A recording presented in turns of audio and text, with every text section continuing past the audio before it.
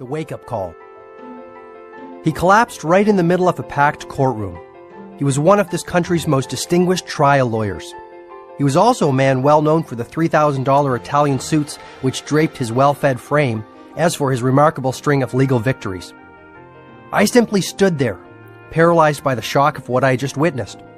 The great Julian Mantle had been reduced to a victim, and was now squirming on the ground like a helpless infant, shaking and shivering like a maniac.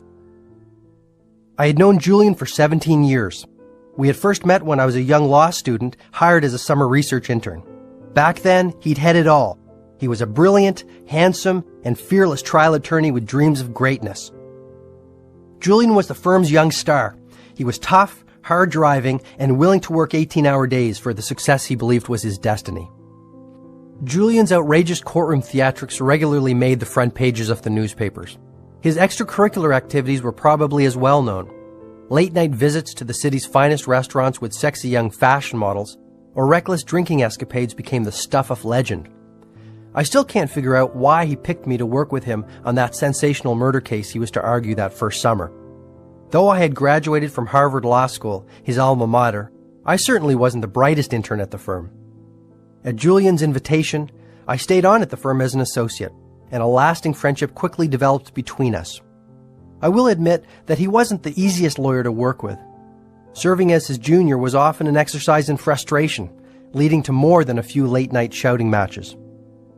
However, beneath his crusty exterior was a person who clearly cared about people.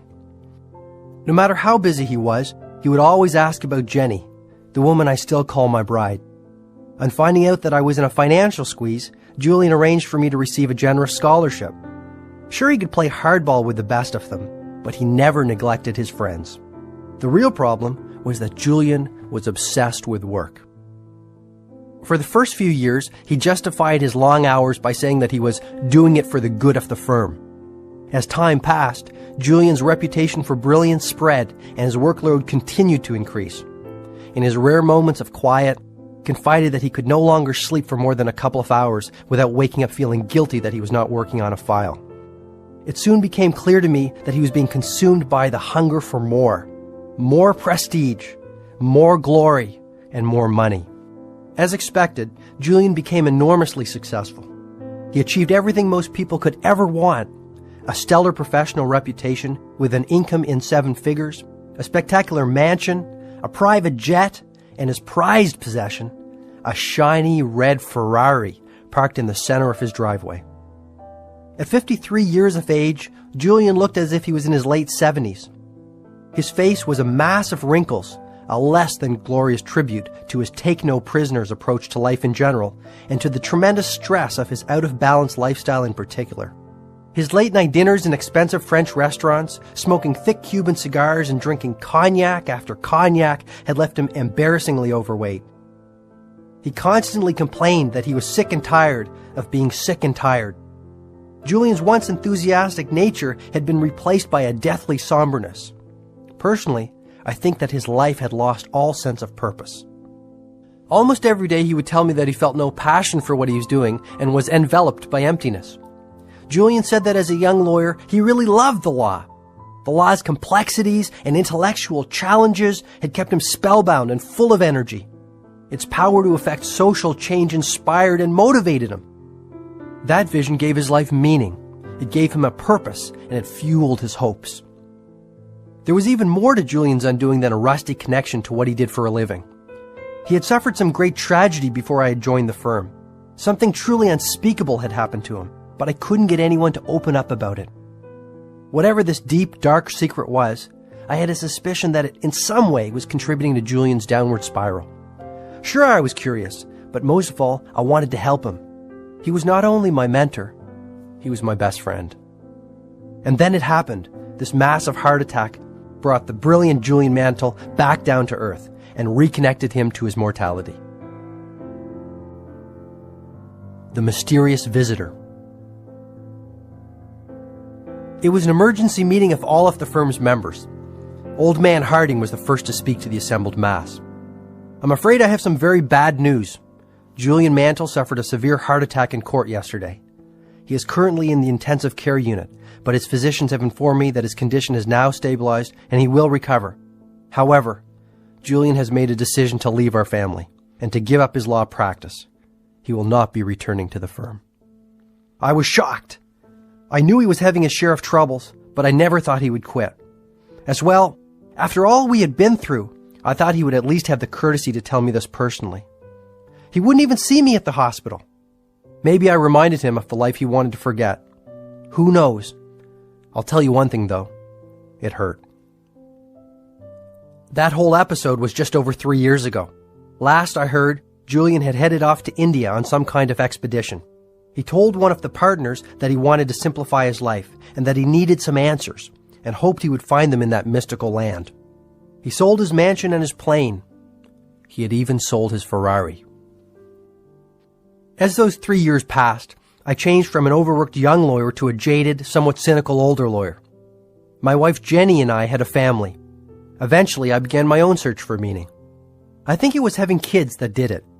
My dad said it best when he said, "John, on your deathbed you will never wish you spent more time at the office." So I started spending a little bit more time at home.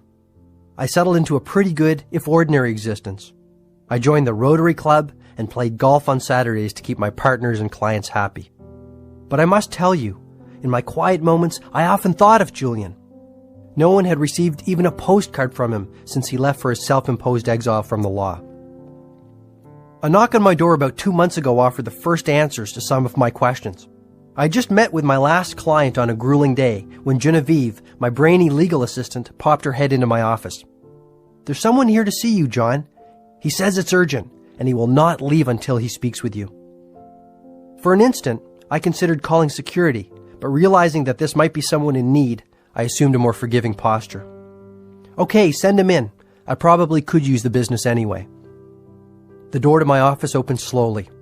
At last it swung fully open, revealing a smiling man in his mid-30s. He was tall, lean, and muscular, radiating an abundance of vitality and energy. But there was more to my visitor than his youthful good looks. An underlying peacefulness gave him an almost divine presence. And his eyes, piercing blue eyes that sliced clear through me. The young man continued to look at me, much as the smiling Buddha might have looked upon a favored pupil. After a long moment of uncomfortable silence, he spoke in a surprisingly commanding tone. "Is this how you treat all of your visitors, John?" he said, his full lips curling into a mighty grin. A strange sensation tickled the pit of my stomach. "Julian, is that you? I can't believe it. Is it really you?" The loud laugh of the visitor confirmed my suspicions. The young man standing before me was none other than that long-lost yogi of India, Julian Mantle. I was dazzled by his incredible transformation. Gone was the ghost-like complexion, the sickly cough, and the lifeless eyes of my former colleague. Perhaps even more astounding was the serenity that Julian exuded. I felt entirely peaceful, just sitting there staring at him. The man before me was a youthful, vital, and smiling model of change. The miraculous transformation of Julian Mantle. Julian was the first to speak. He admitted that his body had fallen apart and that his mind had lost its luster. The constant pressure and exhausting schedule of a world-class trial lawyer had also broken his most important and perhaps most human endowment, his spirit.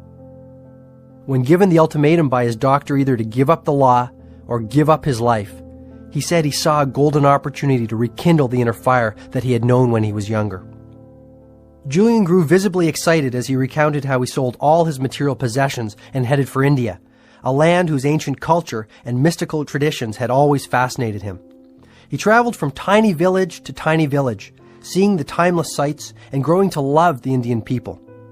Julian slowly began to feel alive and whole again, perhaps for the first time since he was a child.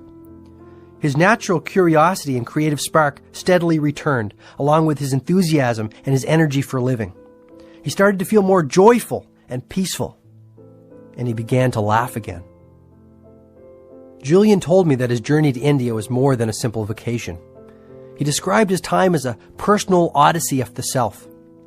He confided that he was determined to find out who he really was and what his life was all about. To do this, his first priority was to connect to that culture's vast pool of ancient wisdom on living a more rewarding, fulfilling, and enlightened life. The more he explored, the more he heard of Indian monks who had lived beyond the age of 100. Monks who, despite their advanced years, maintained youthful, energetic, and vital lives.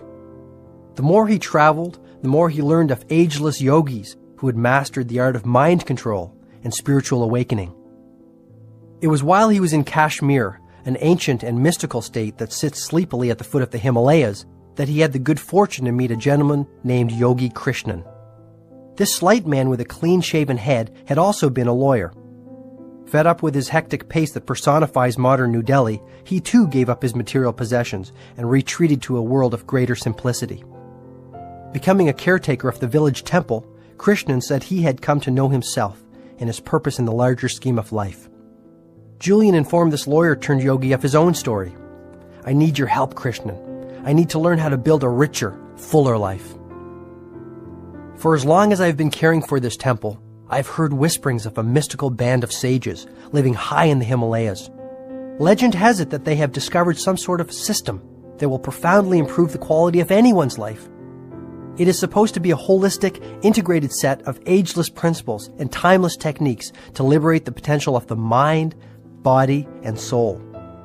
Julian was fascinated. This seemed perfect. Just exactly where do these monks live?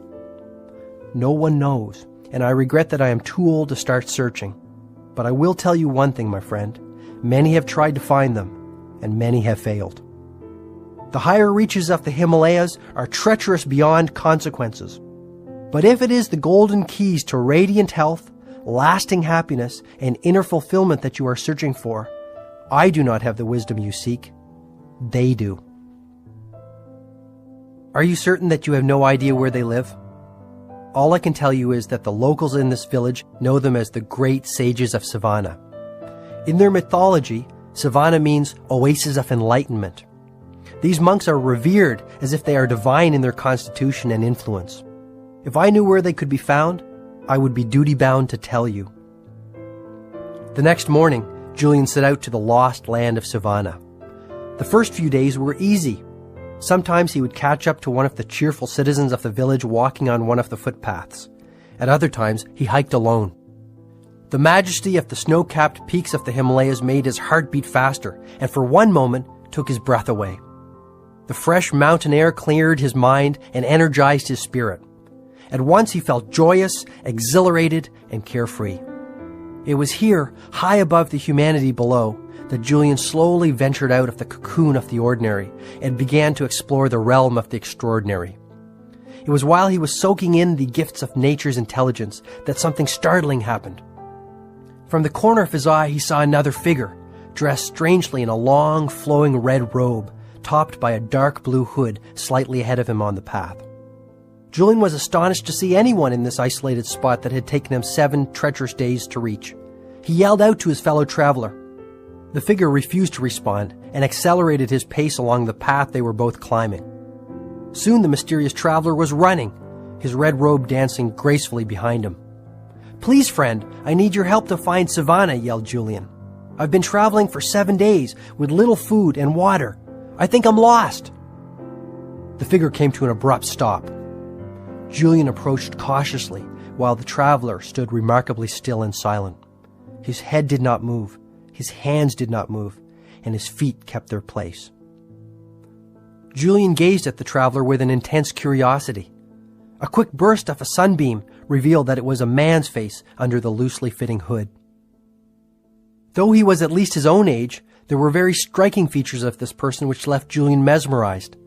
His eyes were cat-like and so penetrating that Julian was forced to look away. His olive-complexioned skin was supple and smooth. His body looked strong and powerful. And though the man's hands gave away the fact that he was not young, he radiated an abundance of youthfulness and vitality. "I am Julian Mantle. I have come to learn from the sages of Savannah. Do you know where I might find them?" The man spoke softly. "Why is it that you seek these sages, friend?" Sensing that he had indeed found one of the mystical monks who had eluded so many, Julian opened his heart and poured out his odyssey to the traveler. He spoke of his former life and of the crisis of spirit he had struggled with, and he told of his travels in mystical India and of his meeting with Yogi Krishnan. The traveler remained silent and still. It was not until Julian spoke of his burning, almost obsessive desire to acquire the ancient principles of enlightened living that the man spoke again. Placing an arm on Julian's shoulder, the man said gently, "If you truly have a heartfelt desire to learn the wisdom of a better way, then it is my duty to help you. I am indeed one of those sages that you have come so far in search of. If you like, you may come with me as my guest to our temple. My brothers and sisters will welcome you with open arms. We will work together to teach you the ancient principles and strategies that our ancestors have passed down through the ages. Before I take you into our private world, I must request one promise from you. Upon learning these timeless truths, you must return to your homeland in the West and share this wisdom with all those who need to hear it. Though we are isolated in these magical mountains, we are aware of the turmoil your world is in. Good people are losing their way. You must give them the hope that they deserve. More importantly, you must give them the tools to fulfill their dreams. This is all I ask." Julian instantly accepted the sage's terms. As the two men moved still higher up the mountain path to the lost village of Savannah, the Indian sun started to set, a fiery red circle slipping into a soft, magical slumber after a long and weary day. A magical meeting with the sages of Savannah. After walking for many hours, the two travelers came upon a lush green valley. On one side of the valley, the snow-capped Himalayas offered their protection. On the other, a thick forest of pine trees sprouted. The sage looked at Julian and smiled gently. "Welcome to the nirvana of Savannah." The two then descended into the thick forest which formed the floor of the valley. The smell of pine and sandalwood wafted through the cool, crisp mountain air. Julian, now barefoot to ease his aching feet, felt the damp moss under his toes. He was surprised to see the richly colored orchids and a host of other lovely flowers dancing among the trees. After walking for about 15 more minutes, the two men reached a clearing. Before him was a sight that even the worldly wise and rarely surprised Julian Mantle could never have imagined. A small village made solely out of what appeared to be roses. At the center of the village was a tiny temple made of red, white, and pink flowers, held together with long strands of multicolored string and twigs. The little huts which dotted the remaining space appeared to be the austere homes of the sages. These were also made of roses. Julian was speechless. Julian's traveling companion now revealed that his name was Yogi Raman. He explained that he was the eldest sage of Savannah and the leader of the group. The citizens of this dreamlike colony looked astonishingly youthful and moved with poise and purpose. None of them spoke, choosing instead to respect the tranquility of this place by performing their tasks in silence. The men, who appeared to number only about 10, wore the same red-robed uniform as Yogi Raman and smiled serenely at Julian. Each of them looked calm, healthy, and deeply contented. The women were equally impressive. In their flowing pink silk saris and with white lotuses adorning their jet-black hair, they moved busily through the village with exceptional agility. With Zen-like focus, some worked inside the temple, preparing for what appeared to be a festival. Others carried firewood and richly embroidered tapestries. All were engaged in productive activities. All appeared to be happy. Ultimately, the faces of the sages of Savannah revealed the power of their way of life. Even though they were clearly mature adults, each one of them radiated a childlike quality, their eyes twinkling with the vitality of youth. Not one of them had wrinkles. Not one of them had gray hair. Not one of them looked old. Julian was offered a feast of fresh vegetables and fruits, a diet that he would later learn was one of the keys to the ideal health enjoyed by the sages. After the meal, Yogi Raman escorted Julian to his living quarters, a flower-filled hut containing a small bed with an empty journal pad on it. This would be his home for the foreseeable future. Though Julian had never seen anything like this magical world of Savannah, his intuition told him that he belonged here, if only for a short period. And so began Julian's life among the sages of Savannah, a life of simplicity, serenity, and harmony. The best was soon to come. A spiritual student of the sages. It was now 8 p.m., and I still had to prepare for court the next day. Yet I was fascinated by the experience of this former legal warrior. The longer I listened to Julian, the more I came to realize that my own spirit had become rusty. What had happened to the uncommon passion I brought to everything I did when I was younger? Maybe it was time for me to reinvent my destiny. Julian quickened the pace as he continued with his tale. He told me how his desire for knowledge, coupled with his sharp intellect, had made him a well-loved member of the Savannah community. As a mark of their affection for Julian, the monks eventually made him an honorary member of their band and treated him like an integral part of their extended family. Eager to expand his knowledge of the workings of the mind, body, and soul, and to attain self-mastery, Julian spent literally every waking moment under the tutelage of Yogi Raman. The sage became more like a father to Julian than a teacher. It was clear that this man had the accumulated wisdom of many lifetimes, and most happily, he was willing to share it with Julian. Beginning before dawn, Yogi Raman would sit with his enthusiastic student and fill his mind with insights on the meaning of life and little-known techniques for living with greater vitality, creativity, and fulfillment. He taught Julian ancient principles anyone could use to live longer, stay younger, and grow far happier. Julian also learned how the twin disciplines of personal mastery and self-responsibility would keep him from returning to the chaos of crisis that had characterized his life in the West. Julian said that the first indications of his personal expansion came after only 3 weeks in Savannah. He also said that his new lifestyle and the new habits associated with it started to have a profound effect on his inner world. Within a month of applying the principles and techniques of the sages, he had begun to cultivate the deep sense of peace and inner serenity that had eluded him. He became more joyful and spontaneous, growing more energetic and creative with each passing day. After pausing as if to express disbelief at his own tale, Julian grew philosophical.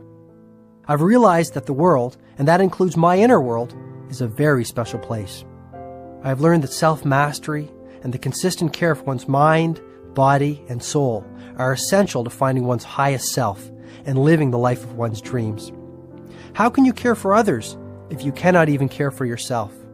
I can't love you if I cannot love myself, he offered. Suddenly, Julian grew flustered. I've never opened my heart to anyone like this before. It is just that I experienced such a catharsis up in those mountains, such a spiritual awakening to the powers of the universe, that I feel others need to know what I know. Noticing it was getting late, Julian quickly told me he would take his leave and bid me adieu. I'll be back, my friend. You have your work to do, and I have some private matters that need to be taken care of. Just tell me one thing. Will the methods you learned in Savannah work for me? When the student is ready, the teacher appears, came the swift reply. You, along with so many others, are ready for the wisdom I now have the privilege of holding. I will meet you again tomorrow night, this time at your house. Then I'll tell you all you need to know to put far more living into your life. And with that, the master litigator turned enlightened yogi of the East was gone. The wisdom of personal change. True to his word, Julian showed up at my house the next evening. He still embodied radiant health and exuded a wonderful sense of calm. It was what he was wearing that made me a little uncomfortable. Adorning his obviously supple body was a long red robe topped by an ornately embroidered blue hood. Greetings, my friend, Julian offered enthusiastically. Greetings. Don't look so alarmed. What did you expect me to wear? Armani? We both started to laugh, softly at first. Soon our giggles had turned into guffaws. Julian certainly had not lost that wicked sense of humor. As we relaxed in my cluttered but comfortable living room, I couldn't help but notice the ornate necklace of wooden prayer beads dangling from his neck. What are those? They're really beautiful. More about these later, he said. We have much to talk about tonight. Let's get started. I could hardly get anything done at work today. I was so excited about our meeting. Julian immediately started to reveal more about his personal transformation and the ease with which it was effected. He told me of the ancient techniques he had learned for mind control and for erasing the habit of worry. Though the conviction with which he spoke was clear, I began to grow skeptical. Was I the victim of some prank? This could not be real. Come on, Julian, stop pulling my leg. This whole story is starting to smack of one of your gags, I suggested, breaking into my best fear grin. Julian remained calm and patient. Spotting the pot of tea I had left on the table next to him, he started to pour into my waiting cup. He poured until the cup was full, but then he kept on pouring. Tea started to trickle down the sides of the cup and into the saucer. Julian, what are you doing? My cup is overflowing. No matter how hard you try, no more will go in. He looked at me for a long moment. Please don't take this the wrong way. I really respect you, John. However, just like this cup, you seem full of your own ideas. And how can any more go in until you first empty your cup? I was struck by the truth of his words. My many years in the conservative legal world, doing the same things every day with the same people who thought the same thoughts every day, had filled my cup to the brim. Okay, I see your point, I admitted. Perhaps all my years as a trial lawyer have made me a hardened skeptic. From the minute I saw you yesterday, something deep inside me told me that your transformation was genuine. Maybe I just didn't want to believe it. John, tonight is the first night of your new life. I simply ask that you think deeply about the wisdom and strategies that I will share with you and apply them with conviction for a period of 1 month. You will experience changes within the workings of your mind, body, and even your soul that will astonish you. A lasting sense of well-being and balance will swiftly return to your life. Wow! The advice of the sages is just as current today as it was 5,000 years ago. It will not only enrich your inner world, it will enhance your outer world and make you far more effective in all that you do. Most importantly, it will work for anyone. But before I share this knowledge with you, I must ask you for a promise. Once you see the power of the strategies and skills shown to me by the sages of Savannah, you must make it your mission to pass this wisdom on to others who will benefit from this knowledge. By agreeing to do this, you will help me fulfill my own pact with Yogi Raman. I agreed without reservation. Julian began to teach me the system he had come to consider as sacred. At the heart of the Savannan system were 7 basic virtues, 7 fundamental principles which embodied the keys to self-leadership, personal responsibility, and spiritual enlightenment. Julian told me that Yogi Raman was the first to share the 7 virtues with him after a few months in Savannah. On a clear night, Raman knocked softly on the door of Julian's hut. In the voice of a gentle guide, he spoke his mind. Since you have arrived, you have opened yourself up to our traditions and embraced them as your own. Tonight, on the eve of your 3rd month in Savannah, I will begin to share the inner workings of our system with you, not only for your benefit, but for the benefit of all those in your part of the world. I feel grateful that all I have learned over many years of silent contemplation will live within you. I looked at Julian and noticed that his eyes were now shut, as if he were transporting himself back to this fairy tale land that had showered the blessing of knowledge on him. Yogi Raman told me that the 7 virtues for a life overflowing with inner peace, joy, and a wealth of spiritual gifts were contained within a mystical fable. This fable was the essence of it all. He asked me to shut my eyes, as I have now done, here on the floor of your living room. He then told me to picture the following scene in my mind's eye. You are sitting in the middle of a magnificent, lush green garden. This garden is filled with the most spectacular flowers you have ever seen. The environment is supremely tranquil and silent. Savor the sensual delights of this garden and feel as if you have all the time in the world to enjoy this natural oasis. As you look around, you see that in the center of this magical garden stands a towering red lighthouse, 6 stories high. Suddenly, the silence of the garden is disturbed by a loud creaking as the door at the base of the lighthouse opens. Out stumbles a 9-foot-tall, 900-pound Japanese sumo wrestler who casually wanders into the center of the garden. It gets better, chuckled Julian. The Japanese sumo wrestler is naked. Well, actually, he's not totally naked. He has a pink wire cable covering his private parts. As the sumo wrestler starts to move around the garden, he finds a shiny gold stopwatch which someone had left behind many years earlier. He slips on it and falls to the ground with an enormous thud. The sumo wrestler is rendered unconscious and lies there, silent and still. Just when you think he has taken his last breath, the wrestler awakens, stirred by the fragrance of some fresh yellow roses blooming nearby. Energized, the wrestler jumps swiftly to his feet and intuitively looks to his left. He is startled by what he sees. Through the bushes at the very edge of the garden, he observes a long, winding path covered by millions of sparkling diamonds. Something seems to instruct the wrestler to take the path, and to his credit, he does. This path leads him down the road of everlasting joy and eternal bliss. After hearing this strange tale, Julian told me he was disappointed. He had expected to hear something earth-shattering, wisdom that would stir him to action and perhaps even move him to tears. Yogi Raman detected this and said, "At first it might seem to be frivolous and perhaps even childish, but I assure you that every element of the fable embodies a timeless principle for radiant living and has great depth of meaning. The garden, the lighthouse, the sumo wrestler, the pink wire cable, the stopwatch, the roses, and the winding path of diamonds are symbols of the 7 timeless virtues for an enlightened life. I can also assure you that if you remember this little story and the fundamental truths that it represents, you will carry within you all that you need to know to raise your life to its highest level. You will have all the information and strategies you will need to profoundly influence the quality of your life and the lives of all those you touch. And when you apply this wisdom on a daily basis, you will change mentally, emotionally, physically, and spiritually. A most extraordinary garden. In the fable, the garden is a symbol for the mind, said Julian. If you care for your mind, if you nurture it and cultivate it just like a fertile, rich garden, it will blossom far beyond your expectations. But if you let the weeds take root, lasting peace of mind and deep inner harmony will always elude you. Look at the toxic waste that most people put into the fertile garden of their minds every single day. The worries and anxieties, the fretting about the past, the brooding over the future, and those self-created fears that wreak havoc within your inner world. Worry drains the mind of much of its power, and sooner or later, it injures the soul.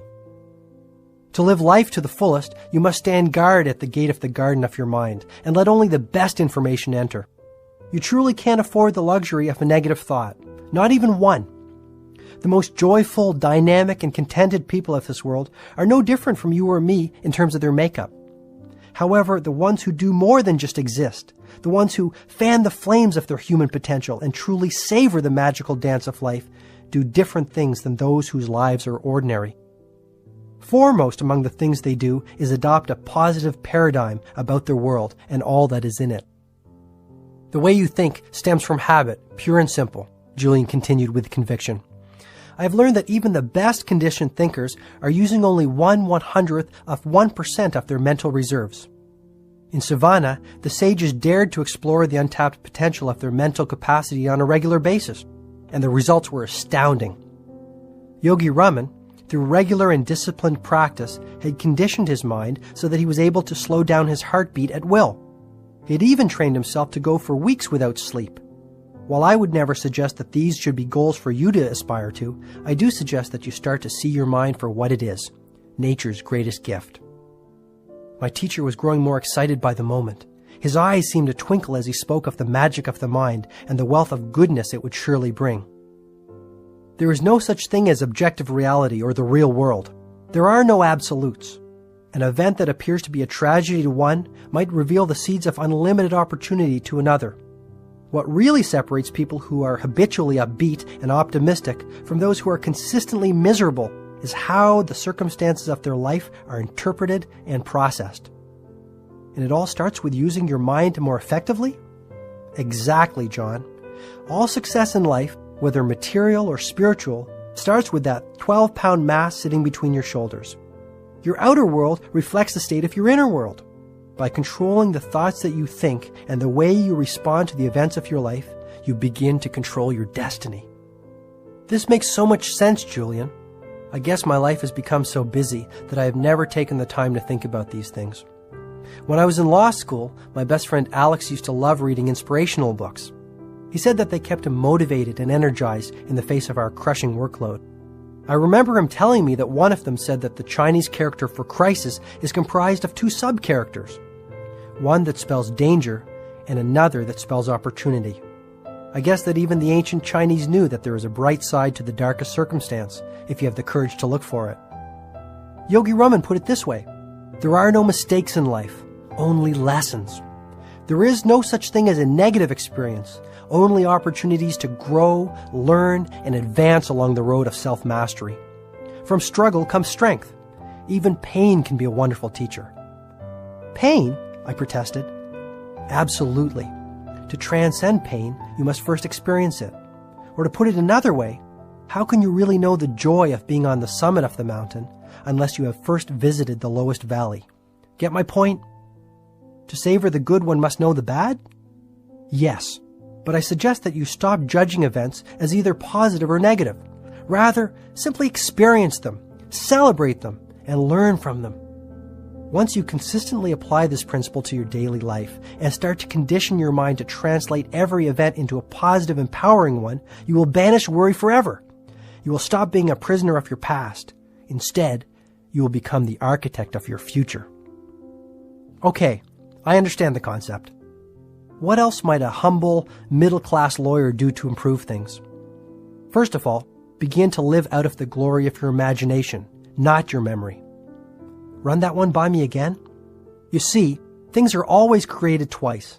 First in the workshop of the mind, and then, and only then, in reality. I call the process blueprinting, because anything you create in your outer world began as a simple blueprint in your inner world, on the lush picture screen of your mind. When you learn to take control of your thoughts and vividly imagine all that you desire from this worldly existence in a state of total expectancy, dormant forces will awaken inside you. You will begin to unlock the true potential of your mind to create the kind of magical life that I believe you deserve. From tonight onwards, forget about the past. Dare to dream that you are more than the sum of your current circumstances. Expect the best. You will be astonished at the results. I began to reflect on my own life. When I was a kid, I dreamed such great dreams. Often, I visualized myself as a sports hero or a business tycoon. I really believed that I could do, have, or be whatever I wanted to be. There were no limits on what my future could bring. I honestly don't think I felt that kind of freedom and joy for 15 years. What happened? Perhaps I lost sight of my dream when I became an adult and resigned myself to acting the way adults were supposed to act. Maybe I lost sight of them when I went to law school and started talking like lawyers were supposed to talk. In any event, that evening with Julian at my side made me resolve to stop spending so much time making a living and to spend far more time creating a life. Looks like I have you thinking about your life also, Julian observed. Start thinking about your dreams for a change, just like when you were a little child. Start to revere life again and celebrate all of its wonders. Julian then reached into the depths of his robe and pulled out a little card. One day, while Yogi Raman and I were walking along a quiet mountain path, I asked him who his favorite philosopher was. He told me that he had many influences in his life, and it was difficult for him to single out any one source for his inspiration. There was one quotation, however, that encapsulated all the values he had come to cherish over a life spent in quiet contemplation. The words came from the great Indian philosopher Patanjali. Repeating them aloud every morning before I sit down to meditate has had a profound influence on the course of my day. Julian then showed me the card. The quotation read, "When you are inspired by some great purpose, some extraordinary project, all of your thoughts break their bonds. Your mind transcends limitations. Your consciousness expands in every direction, and you find yourself in a new, great, and wonderful world. Dormant forces, faculties, and talents become alive, and you discover yourself to be a greater person than you ever dreamed yourself to be." In that instant, I saw the connection between physical vitality and mental agility. Julian was in picture-perfect health and looked many years younger than he had when we had first met. Success on the outside indeed begins with success on the inside, and by changing his thoughts, Julian had changed his life. Exactly how can I develop this positive, serene, and inspired attitude, Julian? After all these years in my routine, I think my mental muscles have grown a little flabby, I said with sincerity. If you diligently apply the strategies I am sharing with you every day for only 1 month, you will be astonished at the results. You will begin to tap into the highest levels of your own capacity and enter the realm of the miraculous.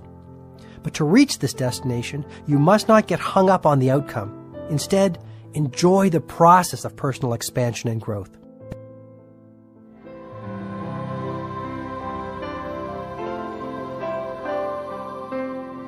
Julian added softly, "Before I give you the precise methods passed on to me by the sages of Savannah, I must first share a couple of key principles.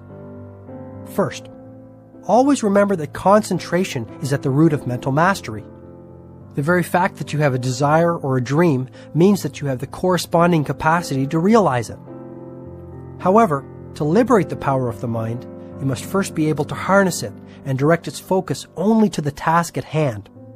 The moment you concentrate the focus of your mind on a singular purpose, extraordinary gifts will appear within your life." "How about eternal happiness?" "Go big or stay home," he chuckled. "Nothing like starting off small.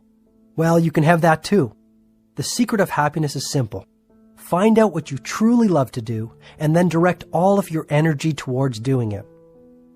Once you're concentrating your mind power and energy on a pursuit that you love, abundance flows into your life, and all your desires are fulfilled with ease and grace. So simply figure out what turns you on and then do it?" "If it is a worthy pursuit," Julian replied, "your passion must, in some way, improve or serve the lives of others. Once you find out what your life's work is, your world will come alive. You will wake up every morning with a limitless reservoir of energy and enthusiasm. All your thoughts will be focused on your definite objective. You will automatically erase the worry habit and become far more effective and productive. Interestingly, you will also have a deep sense of inner harmony, as if you are somehow being guided to realize your mission." "It is a wonderful feeling. I love it," Julian offered gleefully. "Fascinating. And I like the part about getting up feeling good. To be really honest with you, Julian, most days I wish I could just stay under the covers. Do you know why most people sleep so much? Because they really don't have anything else to do. Those who rise with the sun all have one thing in common. They all have a purpose that fans the flames of their inner potential. They are driven by their priorities, but not in an unhealthy, obsessive way. It's more effortless and gentle than that. And given their enthusiasm and love for what they are doing in their lives, such people live in the moment. Their attention is fully and completely on the task at hand. Therefore, there are no energy leaks. These people are the most vibrant and vital individuals you will ever have the good fortune to meet." "Energy leaks? Sounds a little new agey, Julian. I'll bet you didn't learn that one at Harvard Law School." "True. The sages of Savannah pioneered that concept. Though it has been around for centuries, its application is just as relevant today. Too many of us are consumed by needless and endless worry. Worry causes your precious mental energy and potential to leak. Soon, you have no energy left. Once you find your purpose, however, life becomes much easier and far more rewarding. When you figure out what your main aim or destiny really is, your work will be play. Wouldn't it be a little risky for me to give up my job to start searching for my overriding passion and purpose? I mean, I have a family and real obligations. I have 4 people who depend on me." "I'm not saying that you have to leave the legal profession tomorrow. You will, however, have to start taking risks. Most people live within the confines of their comfort zone. Yogi Raman was the first to explain that the best thing you can do for yourself is to regularly move beyond it. This is the way to lasting personal mastery and the realization of the true potential of your human endowments. And what might those be? Your mind, your body, and your soul. So what risks should I take? Stop being so practical. Start doing the things you have always wanted to do. I have known lawyers who have quit their jobs to become stage actors, and accountants who have become jazz musicians. In the process, they have found the deep happiness that had eluded them for so long. Calculated risk-taking will pay huge dividends. I see your point. So take the time to think. The sages of Savannah all took time daily to silently contemplate not only where they were, but where they were going. They took the time to reflect on their purpose and how they were living their lives every day. Most importantly, they thought deeply and genuinely about how they would improve the next day. Daily incremental improvements produce lasting results, which in turn lead to positive change. Even 10 minutes of focused reflection a day will have a profound impact on the quality of your life. Hey, you were going to share some techniques with me, Julian, I said, hoping to learn some practical ways to apply the wisdom I was hearing. There is one technique for mastering the mind which towers above all the rest. After practicing it for only 21 days, I felt more energetic, enthusiastic, and vibrant than I had in years. The practice is over 4,000 years old. It's called the heart of the rose. All that you need to perform this exercise is a fresh rose and a silent place. Natural surroundings are best, but a quiet room will do nicely. Start to stare at the center of the rose, its heart. Keep staring at the rose. Notice its color, its texture, its design. Savor its fragrance and think only about this wonderful object in front of you. At first, other thoughts will start entering your mind, distracting you from the heart of the rose. This is the mark of an untrained mind. But you need not worry. Improvement will come quickly. Simply return your attention to the object of your focus. Soon your mind will grow strong and disciplined. That's all there is to it? It sounds pretty easy. That's the beauty of it, John, Julian replied. However, this ritual must be performed daily for it to be effective. For the first few days, you will find it difficult to spend even 5 minutes in this exercise. Persist and spend longer and longer periods savoring the heart of the rose. After a week or two, you should be able to perform the technique for 20 minutes without your mind wandering to other subjects. This will be the first indication that you are taking back control of the fortress of your mind. Practically speaking, you will notice that you will feel far calmer. You will have taken a significant step towards erasing the worry habit that plagues most of the population, and you will enjoy more energy and optimism. Each day, no matter how busy you get and how many challenges you might face, return to the heart of the rose. It is your island of peace. Never forget that there is power in silence and in stillness. Stillness is the stepping stone to connecting with the universal source of intelligence that throbs through every living being. Julian continued to reveal what he had learned in Savannah. Another particularly good technique is based on what Yogi Raman called opposition thinking. I learned that under the grand laws of nature, the mind can only hold one thought at any one time. Try it yourself, John. You will see that it's true. I did try it, and it is true. Using this little-known information, anyone can easily create a positive, creative mindset within a short period. The process is straightforward. When an undesirable thought occupies the focal point of your mind, immediately replace it with an uplifting one.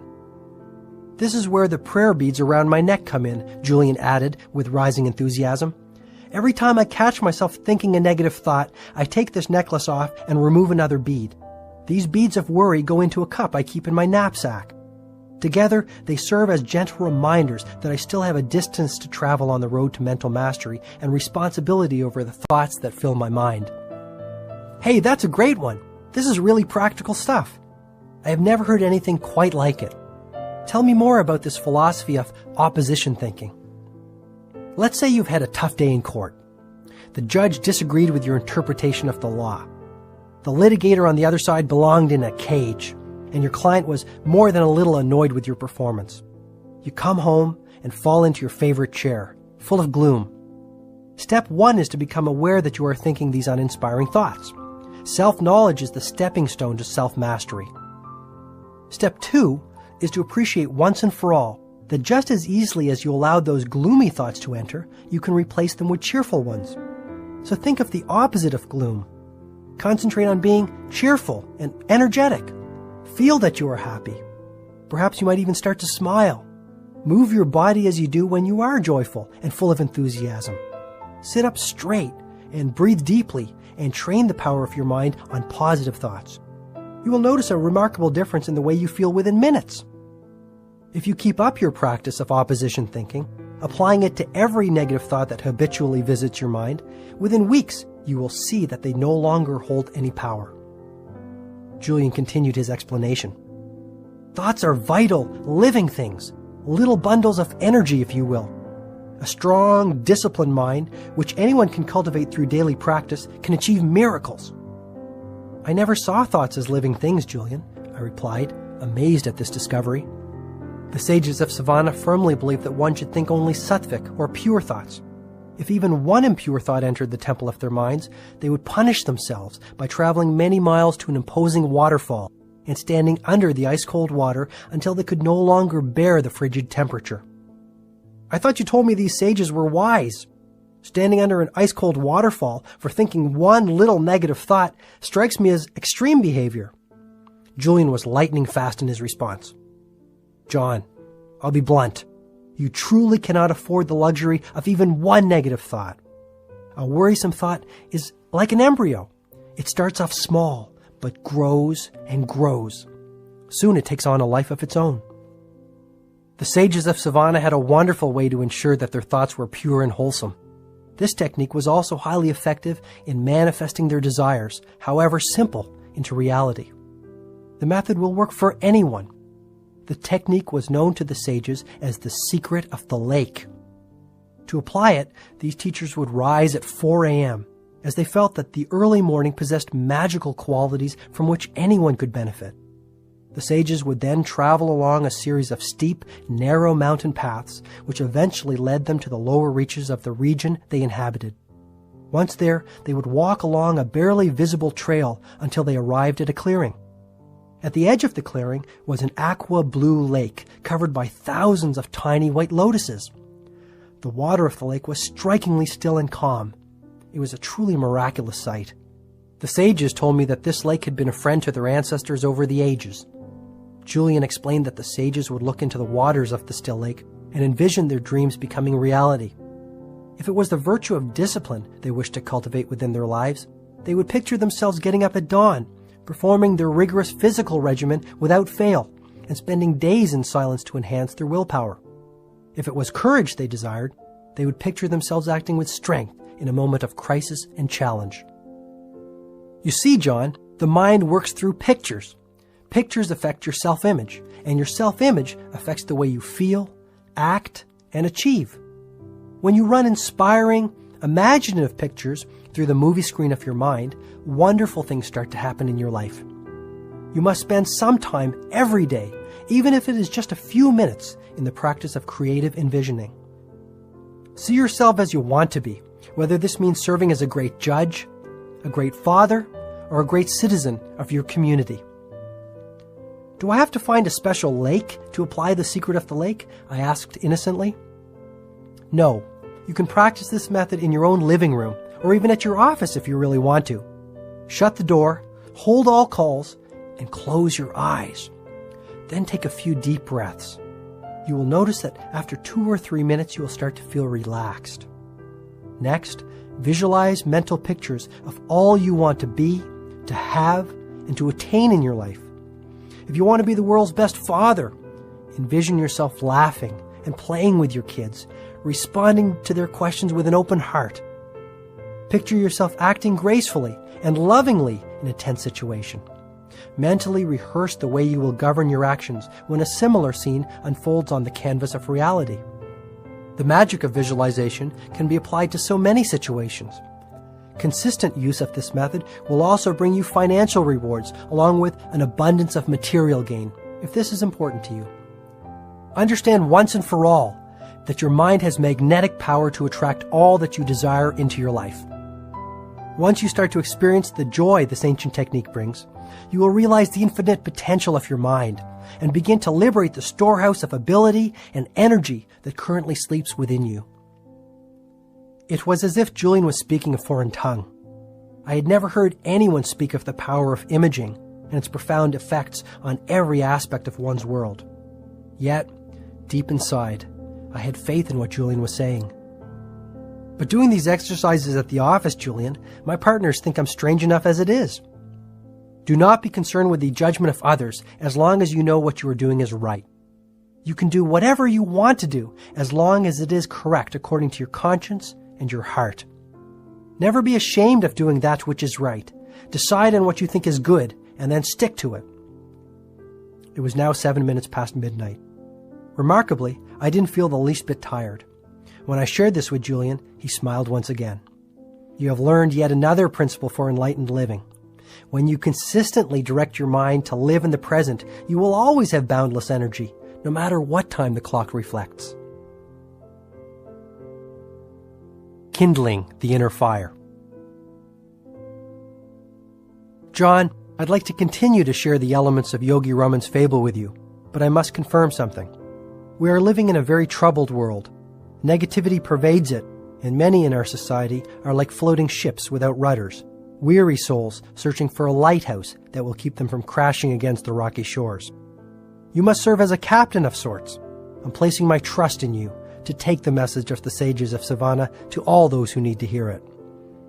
After consideration, I promised Julian with conviction that I would accept this assignment. He then continued passionately. The beauty of the whole exercise is that as you strive to improve the lives of others, your own life will be elevated into its highest dimensions. This truth is based on an ancient paradigm for extraordinary living. I'm all ears. Basically, the sages of the Himalayas guided their lives by a simple rule. He who serves the most reaps the most, emotionally, physically, mentally, and spiritually. This is the way to inner peace and outer fulfillment. I once read that people who study others are wise, but those who study themselves are enlightened. Here, perhaps for the first time, I saw a man who truly knew himself, perhaps his highest self. This brings me to the lighthouse, said Julian, remaining focused on the task at hand. I was wondering how that fit into Yogi Raman's fable. You will recall that in the middle of the garden stood a magnificent lighthouse. This symbol will remind you of yet another ancient principle for enlightened living. The purpose of life is a life of purpose. Those who are truly enlightened know what they want out of life, emotionally, materially, physically, and spiritually. Clearly defined priorities and goals for every aspect of your life will serve a role similar to that played by a lighthouse, offering you guidance and refuge when the seas become rough. Julian transported me back to the time when Yogi Raman examined this principle with him. He recalled the sage's exact words. Life is funny, observed Yogi Raman. One would think that the less one worked, the more one would have the chance to experience happiness. However, the real source of happiness can be stated in a word: achievement. Lasting happiness comes from steadily working to accomplish your goals and advancing confidently in the direction of your life's purpose. Workaholic monks? Quite the opposite. While the sages were tremendously productive people, their productivity was not of the frenetic type. Instead, it was of the peaceful, focused, Zen-like kind. The sages of Savannah did not waste time. Their collective conscience told them that their lives had a purpose and they had a duty to fulfill. This is what Yogi Raman said to me. Achievement need not be of the material sort. Personally, my objectives are to attain peace of mind, self-mastery, and enlightenment. If I fail to accomplish these goals by the end of my life, I am certain that I will die feeling unfulfilled and dissatisfied. Julian told me that this was the first time he had heard any of his teachers in Savannah speak of their own mortality. And Yogi Raman sensed this in my expression. You need not worry, my friend, he said. I've already lived past the age of 100 and have no plans for a quick exit. My point is simply that when you clearly know what aims you wish to achieve over the course of your life, be they material, emotional, physical, or even spiritual, and you spend your days accomplishing them, you will ultimately find eternal joy. Your life will be as delightful as mine, and you will come to know a splendid reality. But you must know your life's aim, and then manifest this vision into reality by consistent action. We sages call this dharma, which is the Sanskrit word for life's purpose. Lifelong contentment will come from the fulfillment of my dharma, I asked. Most certainly. Dharma is based upon the ancient principle that says each one of us has a heroic mission while we walk this earth. We have all been granted a unique set of gifts and talents that will readily allow us to realize this life work. The key is to discover them, and in doing so, discover the main objective of your life. Over the course of the next few hours, I learned from Julian that all highly developed, fully actualized people understand the importance of exploring their talents, uncovering their personal purpose, and then applying their human gifts in the direction of this calling. The key is to have the discipline and vision to see your heroic mission and to ensure that it serves other people while you realize it. Is this a form of goal setting? Goal setting is the starting point, said Julian. Mapping out your objectives and your goals releases the creative juices which get you on the path of your purpose. Believe it or not, Yogi Raman and the other sages were very hot on goals. You're kidding. Highly effective monks who meditate all night and set goals all day? I love it. Yogi Raman said, people spend their whole lives dreaming of becoming happier, living with more vitality, and having an abundance of passion. Yet they do not see the importance of taking even 10 minutes a month to write out their goals and to think deeply about the meaning of their lives, their dharma. Goal setting will make your life magnificent. Your world will become richer, more delightful, and more magical. You see, Julian, our ancestors have taught us that setting clearly defined objectives for what we desire in our mental, physical, and spiritual world is critical to their realization. Anyone who wishes to improve the quality of their inner as well as their outer worlds would do well to take out a piece of paper and start writing out their life aims. At the very moment this is done, natural forces will come into play which start to transform these dreams into reality. What I was hearing fascinated me. When I was a football player in high school, my coach had constantly spoken of the importance of knowing what we wanted from every game. Our team wouldn't dream of stepping onto the playing field without a clear game plan that would lead us to victory. I wondered why, as I had grown older, I had never taken the time to develop a game plan for my own life. Maybe Julian and Yogi Raman had something here. What is so special about writing out your goals? How could such a simple act make such a difference? I asked. Julian was delighted. By writing out your desires and goals on a piece of paper, you send a red flag to your subconscious mind that these thoughts are far more important than any others. You change your life the moment you set your goals and start to seek out your dharma, Julian said, his eyes sparkling with the truth of his words. Have you ever met someone with a strange name and then started to notice that name appearing in newspapers, on television, or at the office? This is but one illustration of the ageless principle Yogi Raman called Jo-Riki, which I have since learned means concentrated mind. Concentrate every ounce of your mental energy on self-discovery. Learn what you excel at and what makes you happy. Whatever it is, find your passion and then follow it.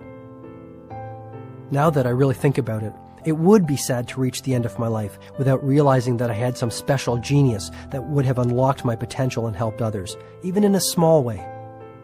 That's right. So from this moment onwards, be acutely aware of your aim in life. Awaken your mind to the abundance of possibility around you. Start to live with more zest. The human mind is the world's largest filtering device. When you decide to start concentrating your mind on your life's main aims, your mind starts to filter out the unimportant and focus only on the important. To tell you the truth, I think it's about time I discovered my purpose, I said. Don't get me wrong, there are a lot of great things in my life, but it isn't as rewarding as I think it could be. How does that make you feel? Depressed, I offered with total honesty. I know I have talent. Actually, I was one heck of a good artist when I was younger. When I painted, I was in heaven. I lost track of time when I was in the studio painting. I would get lost in the canvas. It was almost as if I transcended time and moved into another dimension. John, this is the power of concentrating your mind on a pursuit that you love. Maybe your dharma is to brighten the world with lovely scenes. At least start spending a little time painting every day. How about applying this philosophy to things less esoteric than changing my life? Let's say one of my aims was to drop the spare tire I am carrying around my waist. Where would I start? Julian told me that the sages of Savannah had created a 5-step method to reach their objectives and fulfill the purposes of their lives. The first step was to form a clear mental picture of the outcome. If this was to lose weight, every morning, just after I woke up, I was to envision myself as a lean, fit person, full of vitality and boundless energy. Step 2 was to get some positive pressure on myself. Pressure can inspire you to achieve great ends. People generally achieve magnificent things when they are forced to tap into the wellspring of human potential that lies within them. How can I create this positive pressure on myself? I asked, now thinking about the possibilities of applying this method to everything from getting up earlier to being a more patient and loving father. One of the best is the public pledge. Tell everyone you know you will lose the excess weight or whatever your goal might be. Once you make your goal known to the world, there will instantly be pressure on you to work towards its fulfillment, since no one likes to look like a failure. When you train your mind to associate pleasure with good habits and punishment with bad ones, your weaknesses will quickly fall by the wayside. You said there were 5 steps to follow to make my desires come true, I said impatiently. What are the remaining 3? Yes, John. The 3rd step is a simple one. Never set a goal without attaching a timeline to it.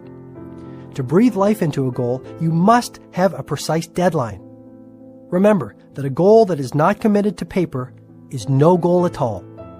Go out and buy a journal. A cheap coil notepad will do. Call this your dream book and fill it with all your desires, objectives, and dreams. Get to know yourself and what you are all about. Don't I already know myself? Most people don't. The Chinese define image in these terms. There are 3 mirrors that form a person's reflection. The first is how you see yourself. The second is how others see you. And the 3rd mirror reflects the truth. Know yourself, John. Know the truth. Divide your dream book into separate sections for goals relating to the different areas of your life. For example, you might have sections for your physical fitness goals, your financial goals, your personal empowerment goals, your relationship and social goals, and perhaps most importantly, your spiritual goals. Hey, that sounds like fun. I've never thought about doing something as creative as that for myself, I said. Another particularly effective technique is to fill your dream book with pictures of the things you desire and images of people who have cultivated the abilities, talents, and qualities that you hope to emulate. If you want to lose weight and be in outstanding physical shape, paste a picture of a marathon runner or an elite athlete in your dream book. If you want to be the world's finest husband, clip out a picture of someone who represents this, perhaps your father, and put it in your journal in the relationship section. Then review this book daily, even for a few minutes. Make it your friend. The results will startle you. My wife would love to have a dream book. She'd probably fill it with pictures of me without my notorious belly. It's really not that big, Julian suggested in a consoling tone. Then why does Jenny call me Mr. Donut? I said, breaking into a broad smile. Julian started to laugh. I had to follow. Soon the two of us were howling on the floor. I guess if you can't laugh at yourself, who can you laugh at? I said, still giggling. Very true, my friend. When I was chained to my former lifestyle, one of the main problems was that I took life far too seriously. Now I am much more playful and childlike. I enjoy all of life's gifts, no matter how small they are. But I have digressed. Once you have formed a clear mental picture of your outcome, created a little pressure behind it, set a deadline, and committed it to paper, the next step is to apply what Yogi Raman called the magic rule of 21. The learned men and women of his world believed that for a new behavior to crystallize into a habit, one had to perform the new activity for 21 days in a row. What's so special about 21 days? The only way to permanently install a new habit is to direct so much energy towards it that the old one slips away like an unwelcome house guest. The installation is generally complete in about 21 days, the time it takes to create a new neural pathway. Say I wanted to start practicing the heart of the rose technique to erase the worry habit and live at a more peaceful pace. Do I have to do it at the same time every day? Good question. The only reason to do something is because you want to and because you know it is the right thing for you to do. My suggestion is that you try the heart of the rose method at the same time every day and in the same place every day. There is tremendous power in a ritual. When you insert any activity into your routine by doing it the same way at the same time every day, it quickly grows into a habit. Soon you will be performing the new habit with the same ease that you feel while brushing your teeth.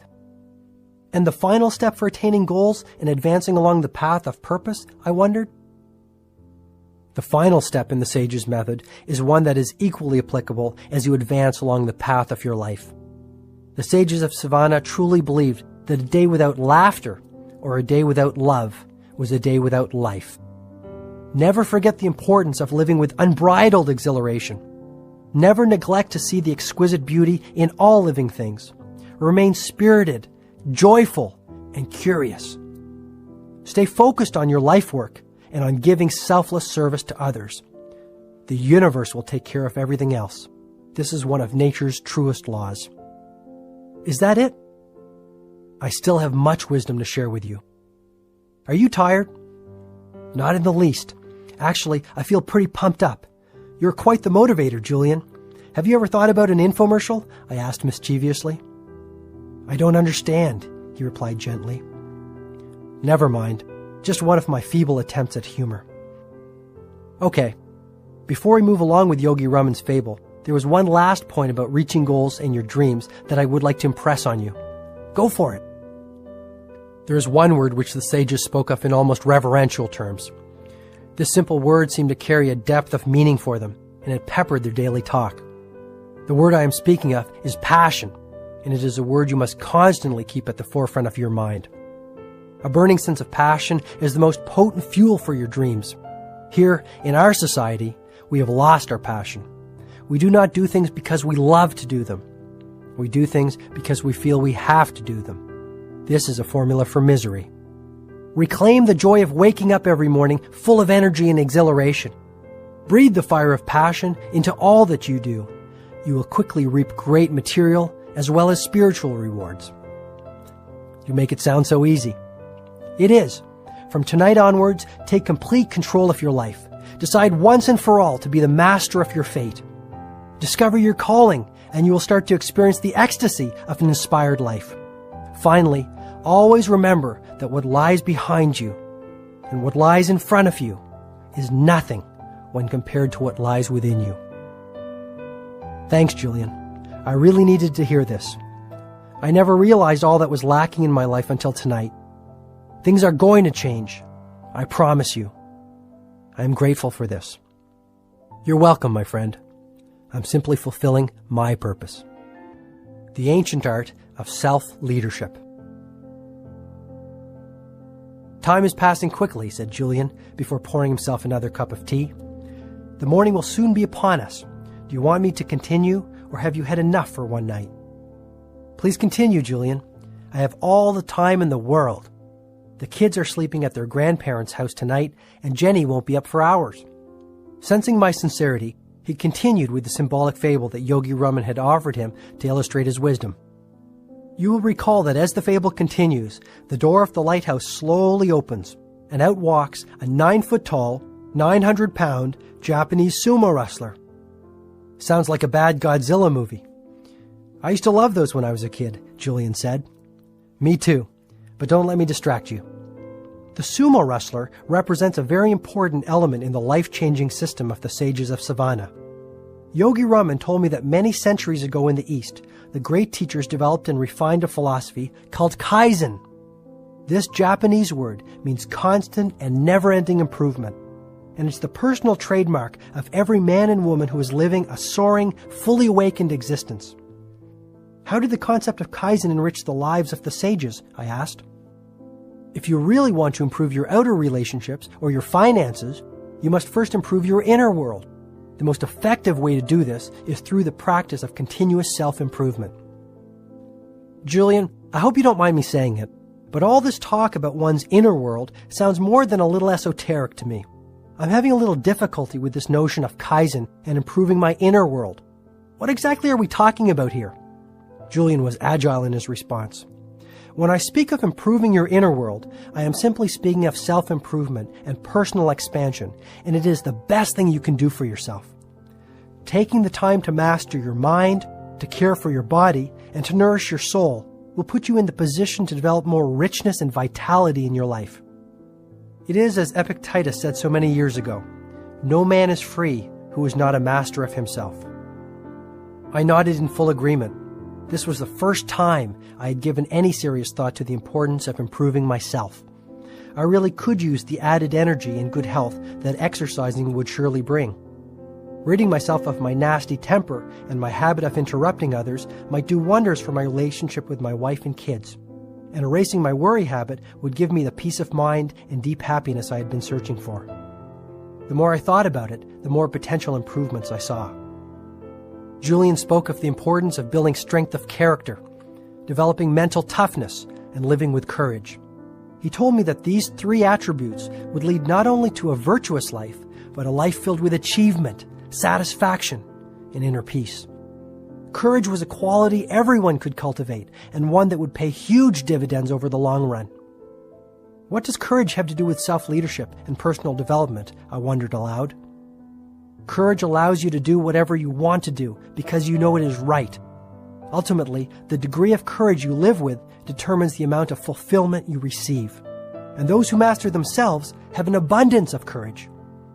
Okay, I'm starting to understand the power of working on myself. Where do I start?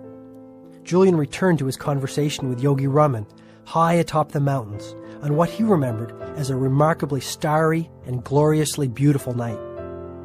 The more I listened to Yogi Raman, and the more I reflected on the pain and suffering of my former world, the more I welcomed the philosophy of Kaizen, constant and never-ending enrichment of the mind, body, and soul into my new life, Julian asserted.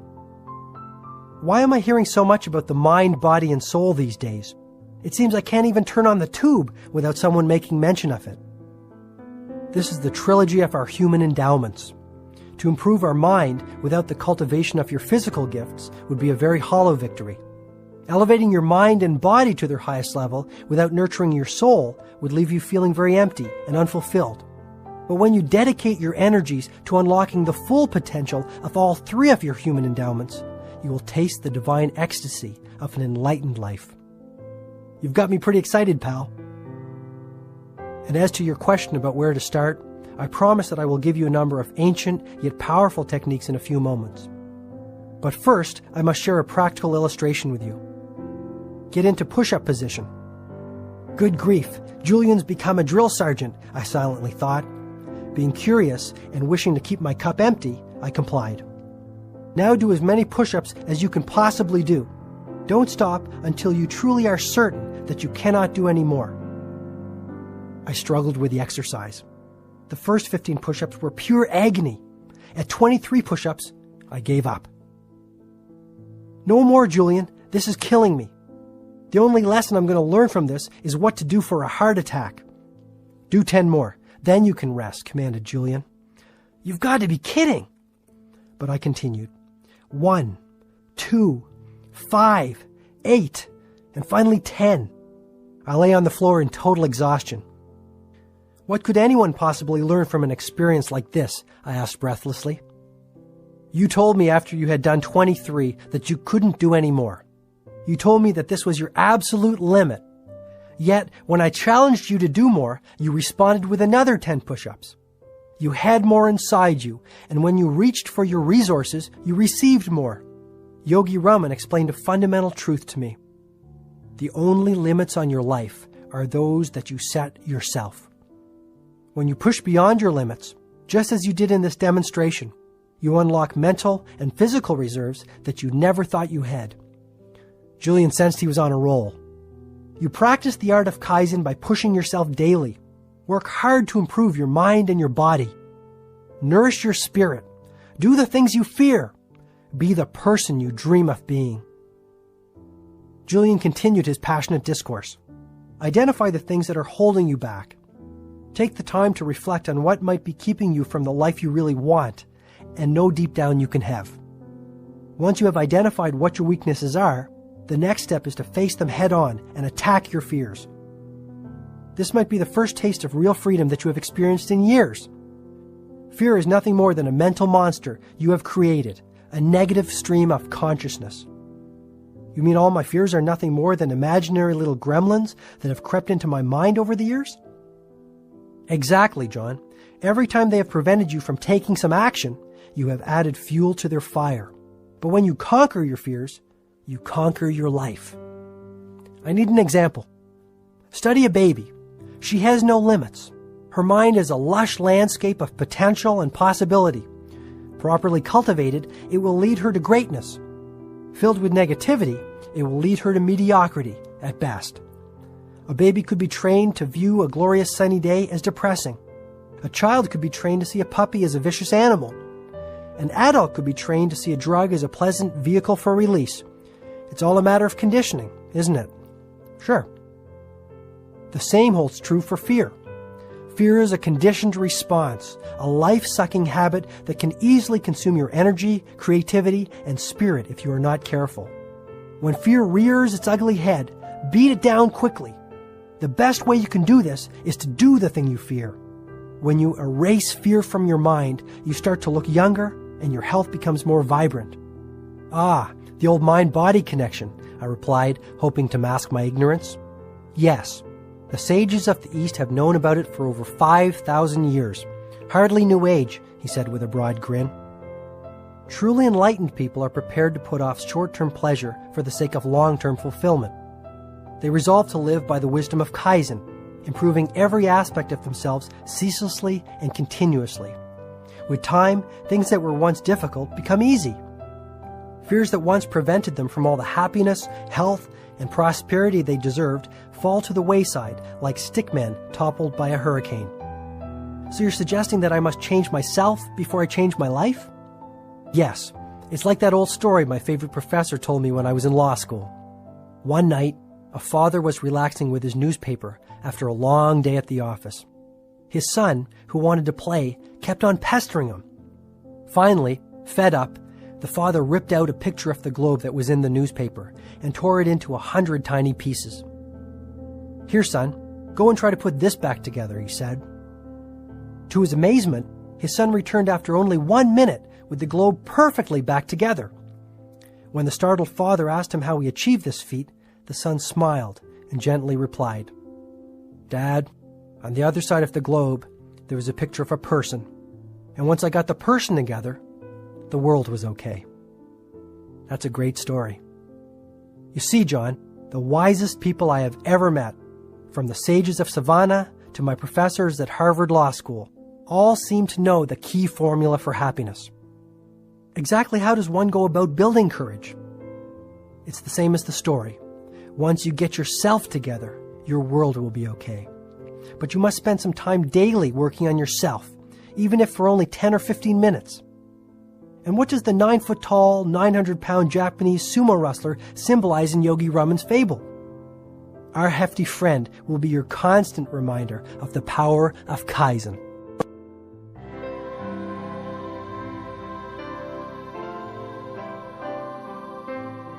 In just a few hours, Julian had revealed the most powerful information that I had ever heard in my lifetime. Now I had been exposed to the ageless principle of self-mastery, Kaizen. How can I practice the art of Kaizen? I will give you 10 ancient yet supremely effective rituals that will lead you far along the path of personal mastery. If you apply them on a daily basis, with faith in their utility, you will observe remarkable results in just 1 month from today. Yogi Raman offered the 10 rituals to me with great faith in what he termed their exquisiteness. The quid pro quo is that you must set aside at least 1 hour a day for 30 consecutive days to practice the strategies. This investment in yourself is all it takes. 1 hour a day for 30 days is all it takes? It's the magic formula I was always searching for. Having said this, you must be disciplined and apply the strategies which make up the formula daily with utter conviction in their value. This is not a quick fix type deal. Once you are in it for the long term. What do you mean? Spending 1 hour a day tending to yourself will surely give you dramatic results in 30 days, provided you do the right things. The key is that you must keep on practicing them every day if you want to keep on seeing the results. Fair enough, I agreed. Julian clearly had unlocked a wellspring of personal vitality and inner serenity in his own life. Actually, his transformation from a sickly old litigator to a radiant, energetic philosopher was nothing less than miraculous. Maybe I too could undergo a mantle-like transformation. It was surely worth a try. That night, sitting on the floor of my cluttered living room, I learned what Julian called the 10 rituals of radiant living. The first strategy was known to the sages as the ritual of solitude. This involves nothing more than ensuring that your daily schedule include a mandatory period of peace. Just what is a period of peace? It is a period of time, as little as 15 minutes or as much as 50, wherein you explore the healing power of silence and come to know who you really are. Its purpose is self-renewal, and this is accomplished by spending time alone, immersed in the beautiful blanket of silence. Solitude and quiet connect you to your creative source and release the limitless intelligence of the universe. You will even sleep better and enjoy a renewed feeling of balance in your day-to-day activities. Where should I go for this period of peace? Theoretically, you could do it anywhere, from your bedroom to your office. The key is to find a place of true quiet and beauty. How does beauty fit into the equation? Beautiful images soothe a ruffled soul, Julian observed with a deep sigh. A bouquet of roses, or a simple, solitary daffodil will have a highly salutary effect on your senses and relax you to no end. Ideally, you should savor such beauty in a space that will serve as a sanctuary of the self. What's that? Basically, it is a place that will become your secret forum for mental and spiritual expansion. This might be a spare room in your house or simply a peaceful corner of a small apartment. The point is to reserve a spot for your renewal activities, a place that sits there quietly, awaiting your arrival. I love the sound of that. I think having a silent place to go to when I come home from work would make a world of difference. That brings up another important point. The ritual of solitude works best when you practice it at the same time every day. By practicing it at the same time every day, a daily dose of silence will soon become a habit that you will never neglect. Anything else? Yes. If at all possible, commune with nature daily. A quick walk through the woods, or even a few minutes spent cultivating your tomato garden in the backyard, will reconnect you to the wellspring of calm that may now be dormant within you. Being with nature also allows you to tune into the infinite wisdom of your highest self. This self-knowledge will move you into the uncharted dimensions of your personal power. Never forget this, Julian advised, his voice rising with passion. Has this ritual worked well for you, Julian? Absolutely. Some days I spend hours in quiet contemplation. On other days, I spend only 10 minutes. The result is more or less the same: a deep sense of inner harmony and an abundance of physical energy. Which brings me to the second ritual. This is the ritual of physicality. Sounds interesting. What's it all about? The ritual of physicality is based on the principle that says, as you care for the body, so you care for the mind. As you train your body, so you train your mind. Take some time every single day to nourish the temple of your body through vigorous exercise. Get your blood circulating and your body moving. Did you know that there are 168 hours in a week? No, not really. It's true. At least 5 of those hours should be invested in some form of physical activity. The sages of Savannah practiced the ancient discipline of yoga to awaken their physical potential and live a strong, dynamic existence. It was an extraordinary sight to see these marvelous physical specimens who had managed to age-proof their lives standing on their heads in the center of their village. Did the sages do anything else to care for their bodies?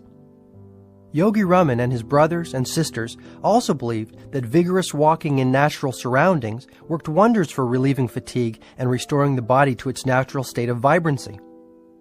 I really think it didn't matter too much to them what they did, so long as they moved their bodies and got the fresh air of their breathtaking surroundings flowing through their lungs. What does breathing fresh air have to do with anything? I'll answer your question with one of Yogi Raman's favorite sayings: to breathe properly is to live properly. Quite early on in Savannah, the sages taught me that the fastest way to double or even triple the amount of energy I had was to learn the art of effective breathing. Their philosophy was simple. Take in more oxygen through efficient breathing, and you liberate your energy reserves along with your natural state of vitality. Okay, so where do I start? It's actually pretty easy. 2 or 3 times a day, take a minute or two to think about breathing more deeply and effectively. Your belly should move out slightly. This indicates that you are breathing from the abdomen, which is good. A trick that Yogi Raman taught me was to cup my hands over my stomach. If they moved out as I inhaled, my breathing technique was proper. Very interesting. If you like that, Then you'll love the third ritual of radiant living, said Julian, which is the ritual of live nourishment.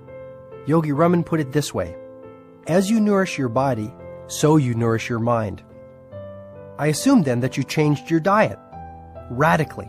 Live foods are the answer. Live foods are those which are created through the natural interaction of the sun, air, soil, and water. What I'm talking about here is a vegetarian diet. Fill your plate with fresh vegetables, fruit, and grains, and you might just live forever. Is that possible? Most of the sages were well over 100, and they showed no signs of slowing down. But is this type of diet healthy? This is the diet that nature intended. It is alive, vital, and supremely healthy. The sages have lived by this diet for many thousands of years. If you like meat, you can certainly keep eating it. Just remember that you are ingesting dead food. If you can, cut back on the amount of red meat that you eat. It is really hard to digest, and since your digestive system is one of the body's most energy-consuming processes, valuable energy reserves are needlessly depleted by this foodstuff. Do you see what I'm getting at? Just compare how you feel after eating a steak with your energy levels after you've had a salad. If you don't want to become a strict vegetarian, at least start having a salad with every meal and fruit for dessert. Even this will make a huge difference in the quality of your physical life. Try it for about a month and judge the results for yourself. You will feel phenomenal. Okay, if it's good enough for the sages, it's good enough for me. I promise you I will give it a shot. If I have sold you on the ritual of live nourishment, I think you will love the fourth one. The student is still holding his empty cup. The fourth ritual is known as the ritual of abundant knowledge.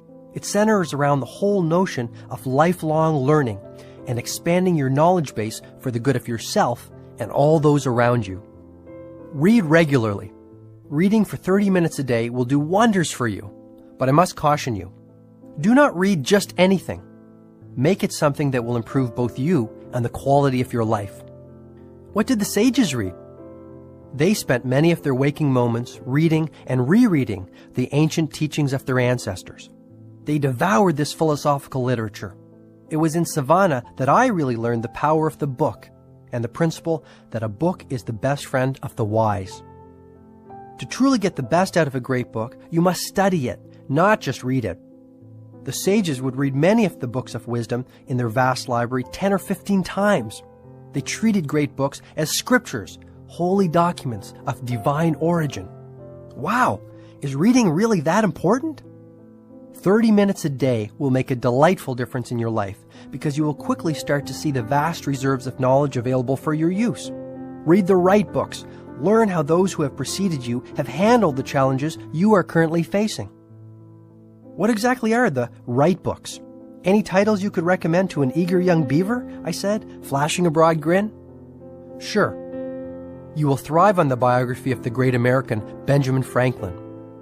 I think you will also find much growth impetus from Mahatma Gandhi's autobiography entitled The Story of My Experiments with Truth. I also suggest that you read Siddhartha by Hermann Hesse, the highly practical philosophy of Marcus Aurelius, and some of the work of Seneca.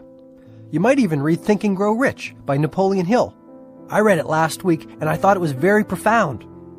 Think and Grow Rich, I exclaimed. But I thought you left all that behind you. I'm really sick and tired of all the make money fast manuals that are being peddled out there by snake oil salesmen preying on the weak.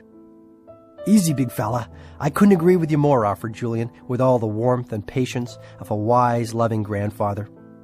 That little book is not about making a lot of money. It's about making a lot of life.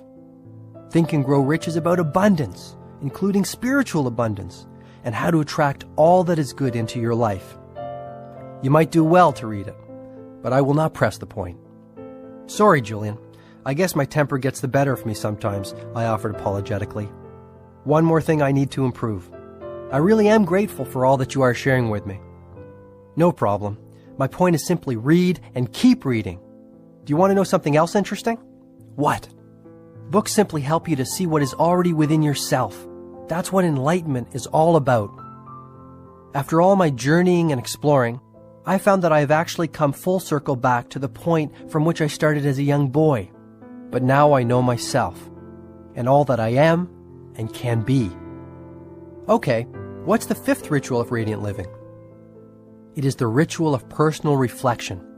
You see, we all have many sleeping talents inside of us. By taking the time to get to know them, we kindle them. However, silent contemplation will deliver even more than this. This practice will make you stronger, more at ease with yourself, and wiser. I'm still a little fuzzy on the concept, Julian. Every night, the sages would retire to the sanctuary of their huts covered by fragrant rose petals and sit in deep contemplation. Yogi Raman would actually take a written inventory of his day. What kinds of things would he write down, I asked. First, he would list all of his activities, from the personal care activities of his morning to his interactions with the other sages. Interestingly, he would also write down the thoughts he had run through his mind during that particular day. Isn't that hard to do? I can hardly remember what I thought 5 minutes ago, let alone 12 hours ago. Take the time to think. Get into the regular habit of personal introspection. Once Yogi Raman had listed all that he had done and all that he had thought in one column, he would then do an assessment in another column. As he was confronted by his activities and thoughts in the written form, he asked himself whether they were positive in nature. If they were, he resolved to continue giving his precious energy to them. And if they were negative, then he would come up with a clear course of action to get rid of them. I think an example might help me. Can it be personal? Julian asked. Sure, I'd love to know some of your innermost thoughts, I suggested. Actually, I was thinking about yours. We both started to giggle like a couple of kids in a schoolyard. Oh, all right. You always did get your own way. Okay, let's go through just a few of the things that you did today. Write them down on that piece of paper on the coffee table, Julian instructed. I started to realize that something important was about to happen. This was the first time in years that I had actually taken the time to do nothing but reflect on the things I was doing and the thoughts I was thinking. Where do I start? I asked. Start with what you did this morning and progress through your day. Just hit a few of the highlights. Fine.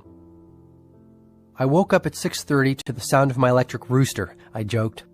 Get serious and keep going, Julian replied firmly. Okay, then I showered and shaved, gobbled down a waffle, and rushed off to work. And what about your family? They were all asleep. Anyway, once I got to the office, I noticed that my 7:30 appointment had been waiting there since 7, and boy was he furious. What was your response? I fought back. What was I supposed to do? Let him push me around? Okay. Then what happened? Well, things went from bad to worse. The courthouse called and told me that Judge Wildebeest needed to see me in his chambers, and if I wasn't there within 10 minutes, heads would roll. I rushed down to the courthouse and had another argument with one of the clerks. By the time I got back to the office, there were 27 phone messages waiting for me, all marked urgent. Need I go on? Please do. Well, on my way home, Jenny called me in the car and asked me to stop by her mother's house and pick up some of those amazing pies my mother-in-law is famous for. Problem was that when I took that exit, I found myself in the middle of a gridlock. So there I was, in the middle of rush hour traffic, in 95-degree heat, shaking with stress and feeling that even more time was slipping away. How did you respond? I cursed the traffic, I said with complete honesty. I was actually shouting out loud inside my car. Maybe we should stop there. Just take a second and look at your day. Obviously, in retrospect, there are at least a few things that you would do differently if you had the chance, wouldn't you? Well, first, in a perfect world, I would get up earlier. I'd like to have a little peace in the morning and ease myself into the day. The Heart of the Rose technique sounds like it would be fun. Also, I really would like to have the family around the breakfast table, even if only for a bowl of cereal. It would give me a better sense of balance. I always seem to feel that I never spend enough time with Jenny and the kids. But it is a perfect world, and you have a perfect life. You do have the power to control your day. You do have the power to live your dreams, Julian observed, his voice rising. I am realizing this. I really am starting to feel that I can change. Great. Continue reflecting on your day, he instructed. Well, I wish I hadn't yelled at my client. I wish I hadn't argued with the court clerk. And I wish I hadn't screamed at the traffic. I think you now see the power of the ritual of personal reflection, Julian said. By looking at what you are doing, how you are spending your day, and the thoughts you are thinking, you give yourself a benchmark for measuring improvement. The only way to improve tomorrow is to know what you did wrong today. Lots to think about, Julian. Lots to think about, I offered reflectively. How about thinking about the sixth ritual for radiant living, the ritual of early awakening?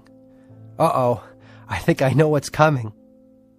One of the best pieces of advice I learned in that far-off oasis of savannah was to rise with the sun and to start the day off well. Most of us sleep far more than we need to. The average person can get by on 6 hours and remain perfectly healthy and alert. Getting up with the sun sounds extreme. Actually, it isn't. There are few things more natural than rising with the glory of the first rays of a new day. The sages believed that sunshine was a gift from heaven, and while they were careful not to overexpose themselves, they regularly had sun baths and often could be seen dancing playfully in the early morning sunshine. I firmly believe that this was another key to their extraordinary longevity. How do I build this ritual into my routine? Here are a couple of quick tips. First, never forget that it is the quality and not the quantity of sleep that is important. It is better to have 6 hours of uninterrupted deep sleep than even 10 hours of disturbed sleep. For example, Yogi Raman would never eat after 8 p.m. He said that the digestive activity it induced would reduce the quality of his sleep. Another example was the sage's habit of meditating to the soft sounds of their harp immediately before heading off to sleep. What was the reason behind this? The 10-minute period before you sleep and the 10-minute period after you wake up are profoundly influential on your subconscious mind. By determining the thoughts that go in, you are also determining precisely what will come out. So before you go to sleep, do not watch the news or argue with anyone or even go over the day's events in your mind's eye. Relax. Drink a cup of herbal tea if you like. Listen to some soft classical music and prepare yourself to drift into a rich, renewing slumber. It makes sense. The better the sleep, the less I will need. Exactly. And remember the ancient rule of 21. If you do anything for 21 days in a row, it will be installed as a habit. So stay with the early rising routine for about 3 weeks. By then it will be a part of your life. Within short order, you will be able to rise at 5:30 a.m. or even 5 a.m. with ease, ready to savor the splendor of another great day. Okay, so let's say that I am getting up every day at 5:30. What do I do? As I've suggested, the thoughts you think and the actions you take in the first 10 minutes after you wake up have a marked effect on the rest of your day. Think positive thoughts. Give a prayer of thanks for all you have. The sages would actually make themselves laugh whether they felt like it or not, just to get the happiness juices flowing early in the morning. Julian, I am trying very hard to keep my cup empty, and I think you will agree that I've done pretty well for a novice. But that sounds really odd, even for a band of monks living high in the Himalayas. But it's not. Take a guess how many times the average 4-year-old laughs in a day. Who knows? I do. 300. Now guess how many times the average adult in our society laughs in the course of a day. 50, I tried? Try 15, said Julian, smiling in satisfaction. You see my point? Laughter is medicine for the soul. Even if you don't feel like it, look in the mirror and laugh for a couple of minutes. You can't help but feel fantastic. Every day will then be an exquisitely rewarding one. What do you do to start your day off on a positive footing? Actually, I have developed quite a sophisticated morning routine, which includes everything from the heart of the rose to drinking a couple of glasses of freshly squeezed fruit juice. But there is one strategy in particular which I would like to share with you. Sounds important. It is. Shortly after you have awakened, go into your sanctuary of silence. Get still and focused. Then ask yourself this question. What would I do today if this day was my last? Mentally list all the things you would do, the people you would call, and the moments you would savor. When you live every day as if it was your last, your life will take on a magical quality. And this brings me to the 7th of the rituals of radiant living, the ritual of music. Never forget the power of music. Spend a little time with it every day, even if it is listening to a soft piece on a cassette while you drive to work. When you feel down or weary, play some music. It is one of the finest motivators I know of. Aside from yourself, I exclaimed sincerely. Just listening to you makes me feel great. You really have changed, Julian, and not just on the outside. You really do seem to be at peace with yourself. You have touched me tonight." "Hey, there's more!" shouted Julian with his fist in the air. "Let's keep going!" "I wouldn't have it any other way." "Okay. The 8th ritual is the ritual of the spoken word. The sages had a series of mantras which they would recite morning, noon, and night. They told me that this practice was immensely effective in keeping them focused, strong, and happy." "What's a mantra?" I asked. "A mantra is nothing more than a collection of words strung together to create a positive effect. In Sanskrit, man means mind, and tra means freeing. So a mantra is a phrase which is designed to free the mind. And believe me, John, mantras accomplish this objective in a very powerful way." "So mantras are spoken?"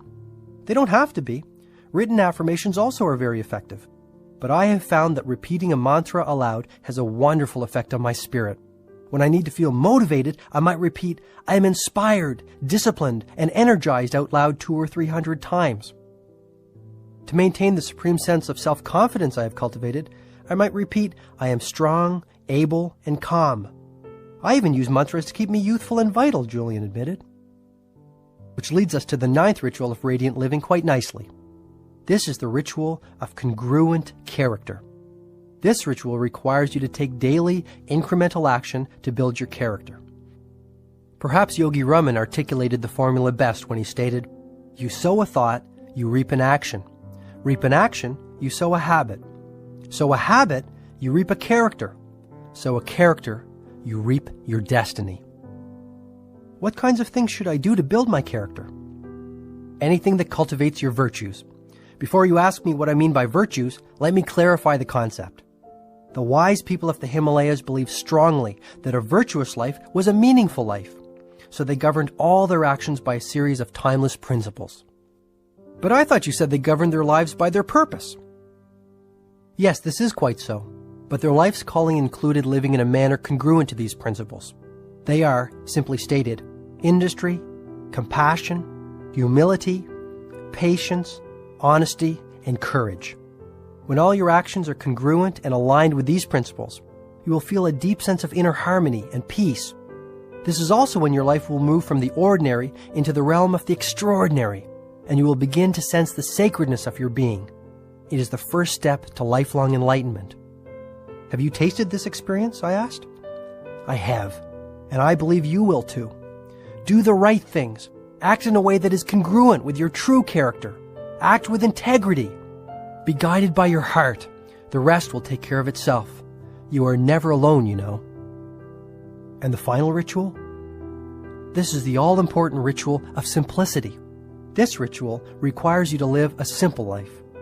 As Yogi Raman said, one must never live in the thick of thin things. Focus only on your priorities, those activities which are truly meaningful. Your life will be uncluttered, rewarding, and exceptionally peaceful. This I promise you. But earlier you told me that happiness comes from achievement. Now you are telling me to reduce my needs and be content with less. Isn't that a paradox? Excellent point, John. It might seem like a contradiction, but it isn't. Lifelong happiness does come through striving to realize your dreams. The key is not to make your happiness contingent on finding that elusive pot of gold at the end of the rainbow. For example, even though I was a millionaire many times over, I was so money-driven that I couldn't enjoy all that I had. You know, there came a time when all I could eat was bread and water, Julian said, growing very quiet and pensive. Are you serious? I always thought that you ate at the best restaurants with all those celebrity friends of yours. That was in the early days. Not many people know about this, but the burden of my out-of-control lifestyle gave me a bleeding ulcer. Julian caught himself. But I'm not one to live in the past. It was another one of life's great lessons. To transcend pain, I had to first experience it. I wouldn't be where I am today without it, he said stoically. Any ideas on what I should do to bring the ritual of simplicity into my life, I asked. There are so many things you can do. Stop picking up the phone every time it rings. Stop wasting time reading junk mail. Stop eating out 3 times a week. Give up your golf club membership and spend more time with your kids. Spend a day a week without your watch. Watch the sun rise every few days. Sell your cellular phone and dump your pager. Need I continue? Julian asked rhetorically. I get the point. But sell the cell phone? I asked anxiously, feeling as a baby might at the doctor's suggestion that his umbilical cord should be cut. Like I've said, my duty is to share the wisdom I've learned through my journey with you. You need not apply every strategy to make your life work. Try the techniques and use those that feel right to you. After Julian had explained the 10 rituals for radiant living, he paused. I know that you want me to keep on going, so I will. Perhaps this is a good time to get a little deeper. What I have taught you up to now has been immensely practical, but you must know something of the underlying spiritual current which flows through the principles I have outlined.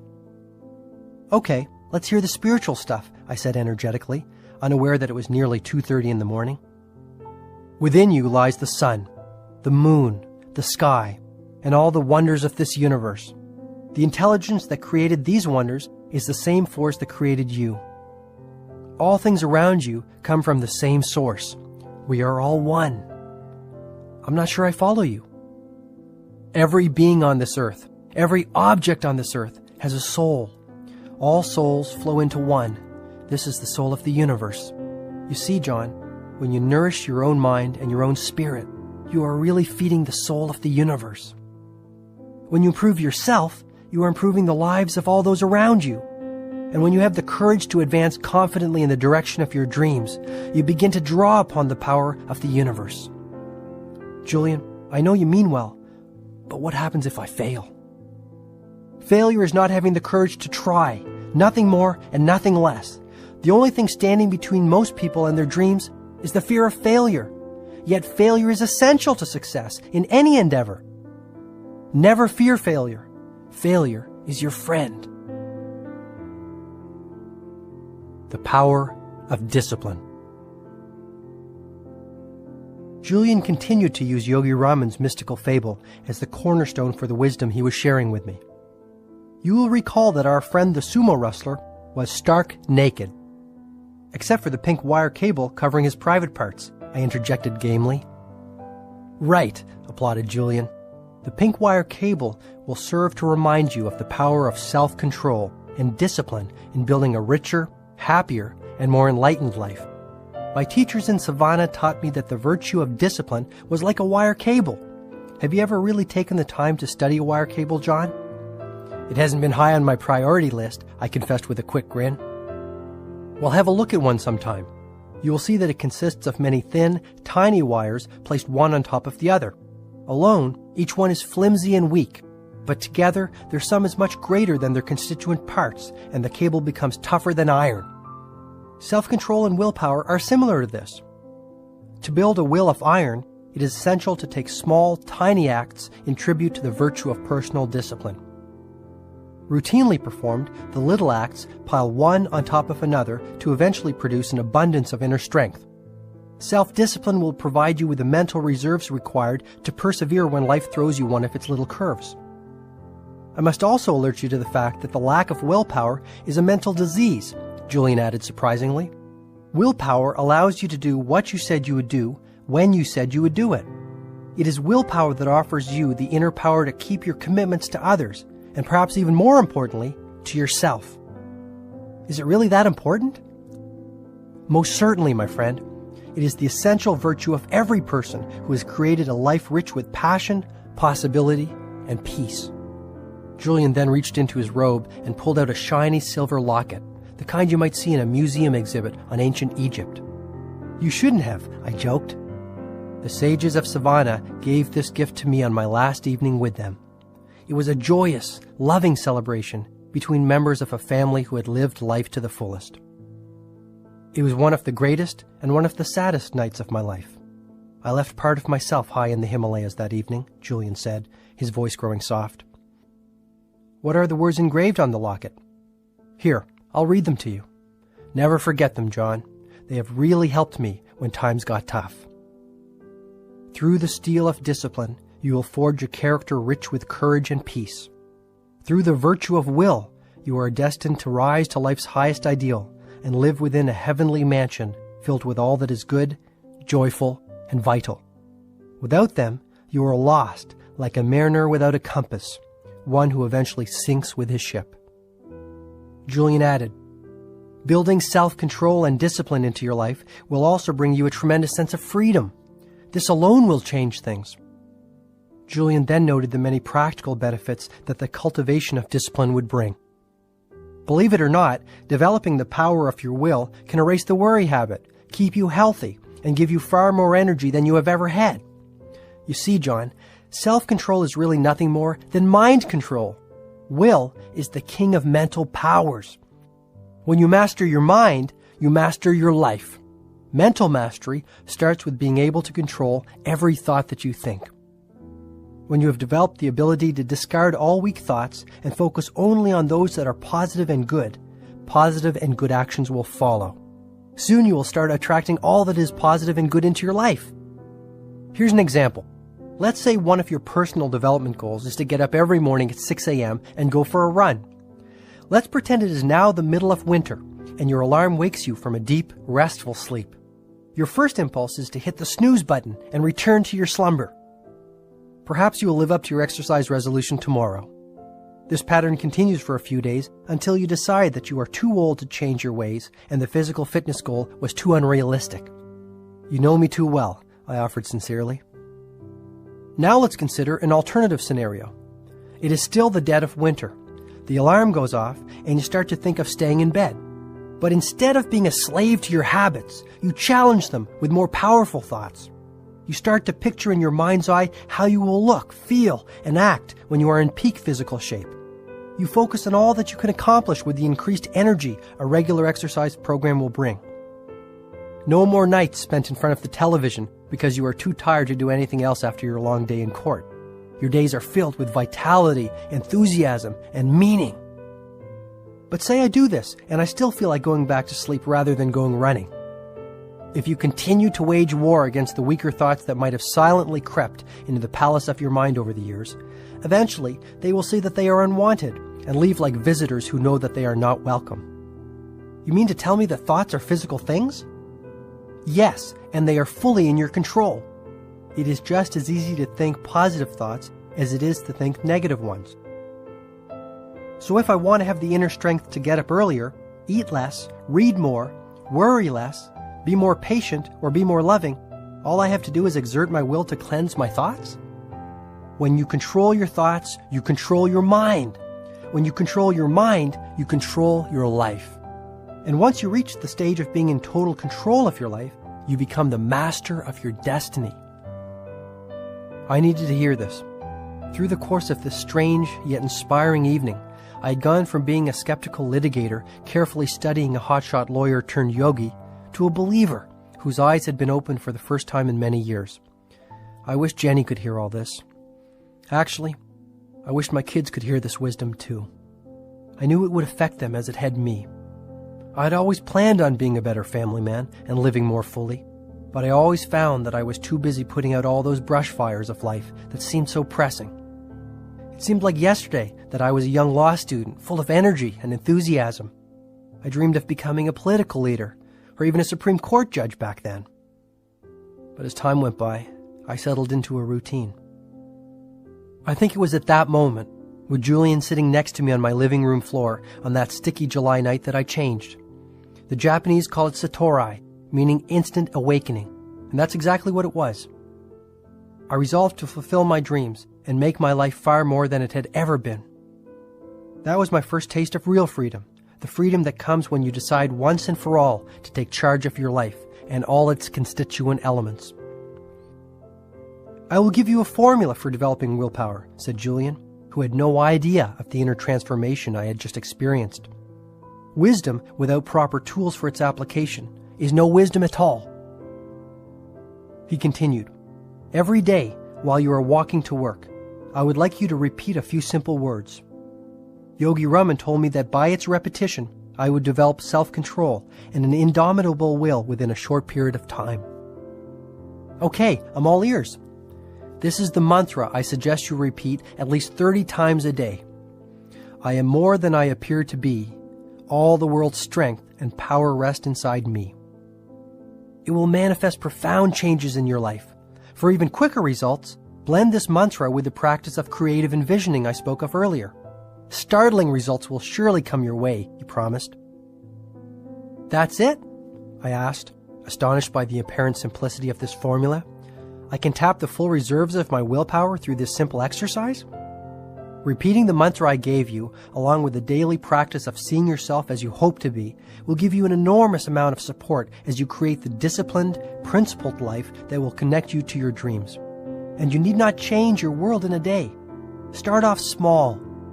Even training yourself to get up an hour earlier and sticking to this wonderful habit will boost your self-confidence, inspiring you to reach higher heights. The trick is to keep setting the mark higher and raising your standards continuously. This will release that magical quality of momentum that will motivate you to keep exploring your infinite potential. Momentum is also the secret ingredient to building self-discipline. It's a delightful process, John. It really is. And the pink wire cable in Yogi Raman's magical fable will always remind you of the power of your will. Just as Julian finished revealing his thoughts on the subject of discipline, I noticed the first rays of the sun peeking into the living room, pushing away the darkness like a child pushes away an unwanted bed cover. This will be a great day, I thought. The first day of the rest of my life.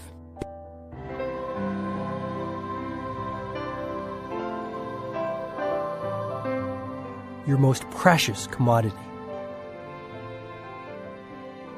You know what's funny about life? Julian said. By the time most people figure out what they really want and how to go about attaining it, it's usually too late. Is that what the stopwatch in Yogi Raman's fable is all about? Yes.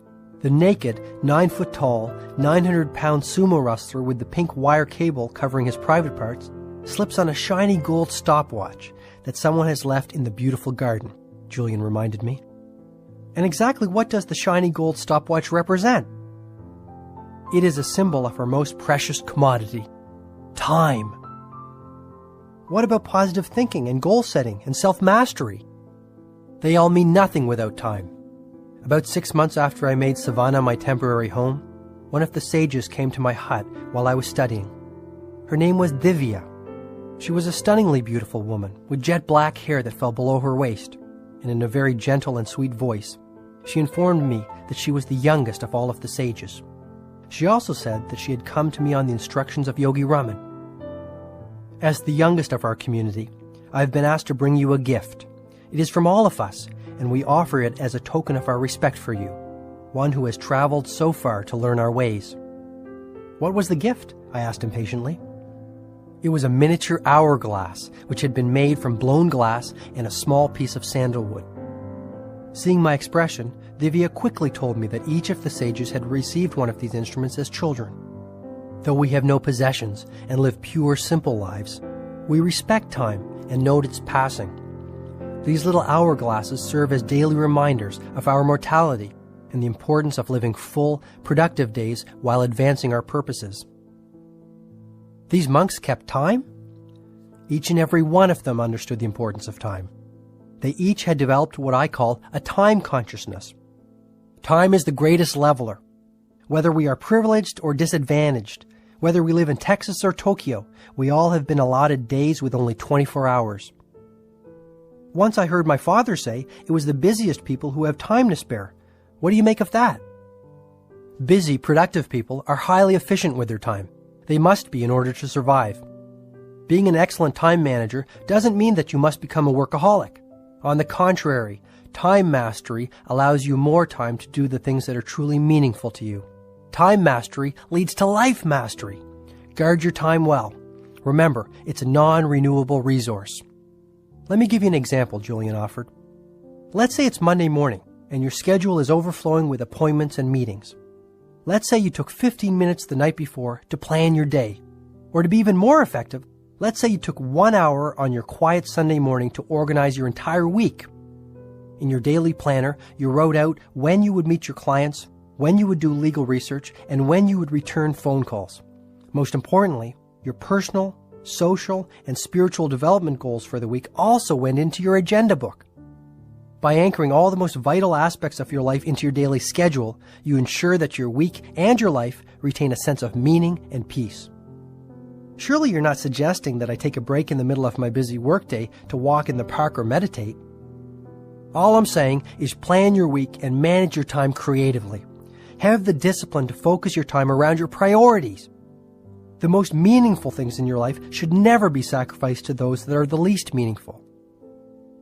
I agree, Julian, but I really don't have the time to take breaks in the middle of my day. As it is, I work most evenings. As I said this, I felt my stomach tingling at the mere thought of the mountain of work I was facing. One of the great rules I learned from that wise old sage is that 80% of the results you achieve in your life come from only 20% of the activities that occupy your time. Yogi Raman called it the ancient rule of 20. I'm not sure I follow you. Okay, let's go back to your busy Monday. From morning until night, you might spend your time doing everything from drafting legal pleadings to reading your youngest child a bedtime story or playing chess with your wife. Agreed? Agreed. But out of all of the hundreds of activities you give your time to, only 20% will yield real, lasting results. Only 20% of what you do will have an influence on the quality of your life. These are your high-impact activities. For example, 10 years from now, do you really think that all the time you spent gossiping at the water cooler or watching television will count for anything? No, not really. Right, so I'm sure you will also agree there are a number of activities that will account for everything. You mean like time spent improving my legal knowledge, time spent enriching my relationships with my clients, and time invested in becoming a more efficient lawyer? Yes, and time spent nourishing your relationship with Jenny and the kids, time spent connecting with nature and showing gratitude for all you are so fortunate to have, time spent renewing your mind, your body, and your spirit. Direct all of your time to those activities that count. Enlightened people are priority-driven. This is the secret of time mastery. Wow, Yogi Raman taught you all that? I have become a student of life, John. Yogi Raman certainly was a wonderful and inspiring teacher, and I will never forget him for that. But all of the lessons I have learned from my varied experiences have now come together like pieces of a big jigsaw puzzle to show me the way to a better life. I had been to many seminars in time management as a lawyer. Yet, I had never heard the philosophy of time mastery that Julian was now sharing with me. Time management was not just something to focus on at the office and discard at closing time. It was a holistic system that could make all areas of my life more balanced and fulfilling. I would not only be far more productive, I would be far happier. That brings me to another point. Don't let others steal your time. Learn to say no. Having the courage to say no to the little things in life will give you the power to say yes to the big things. What about procrastination? All too often, I keep putting off the things that I don't like doing. It is human nature to do the things that feel good and avoid the things that feel bad. But as I said earlier, the most productive people in this world have cultivated the habit of doing the things that less productive people don't like doing, even though they too might not like doing them. I stopped and thought deeply about the principle I had just heard. Perhaps procrastination was not my problem. Maybe my life had simply become too complex. Julian sensed my concern. Yogi Raman told me that those who are masters of their time live simple lives. A hurried, frenzied pace is not what nature intended. While he firmly believed that lasting happiness could be reached only by those who were effective and set definite aims for themselves, living a life rich with accomplishment and contribution did not have to come through sacrifice of peace of mind. This is what I found so fascinating about the wisdom I was hearing. It allowed me to be more productive and yet fulfill my spiritual longings. I started to open up myself even more to Julian. You have always been honest and forthright with me, so I will be the same with you. I don't want to give up my practice and my house and my car to be happier and more satisfied. I like my toys and the material things I have earned. They are my rewards for all the hours I have worked over the years. But I feel empty. I really do. There is so much I could do with my life. You know, I'm almost 40 and I have never been to the Grand Canyon or the Eiffel Tower. I can't even remember the last time I took a long, quiet walk by myself after a snowfall, just to hear the sounds and to enjoy the sensations. Then simplify your life, Julian suggested sympathetically. Apply the ancient ritual of simplicity to every aspect of your world. Too many people are dreaming of some magical rose garden on the horizon rather than enjoying the one growing in their backyards. What a tragedy. Any suggestions? That I will leave to your own imagination. Oh, and that reminds me of another thing I do to make sure my life stays calm and simple. What's that? I love to have a quick nap in the afternoon. I find it keeps me energetic, refreshed, and youthful. I guess you could say that I need my beauty sleep, Julian laughed. Beauty has never been one of your strong points. A sense of humor has always been one of yours, and for this I commend you. I think Yogi Raman said it best when he said, "Laughter opens your heart and soothes your soul." No one should ever take life so seriously that they forget to laugh at themselves. Julian had one final thought to share on the subject of time. Perhaps most importantly, John, stop acting like you have 500 years to live. Develop a deathbed mentality. When you adopt a deathbed mentality, you live every day as if it was your last. The deathbed question alone has the power to change your life. It will energize your days and bring a rush of zest and spirit to all that you do. Powerful stuff. Here's more. There is a simple remedy to break the spell of frustration that plagues so many people. Act as if failure is impossible and your success will be assured. Be brave and set no limits on the workings of your imagination. Never be a prisoner of your past. Become the architect of your future. You will never be the same.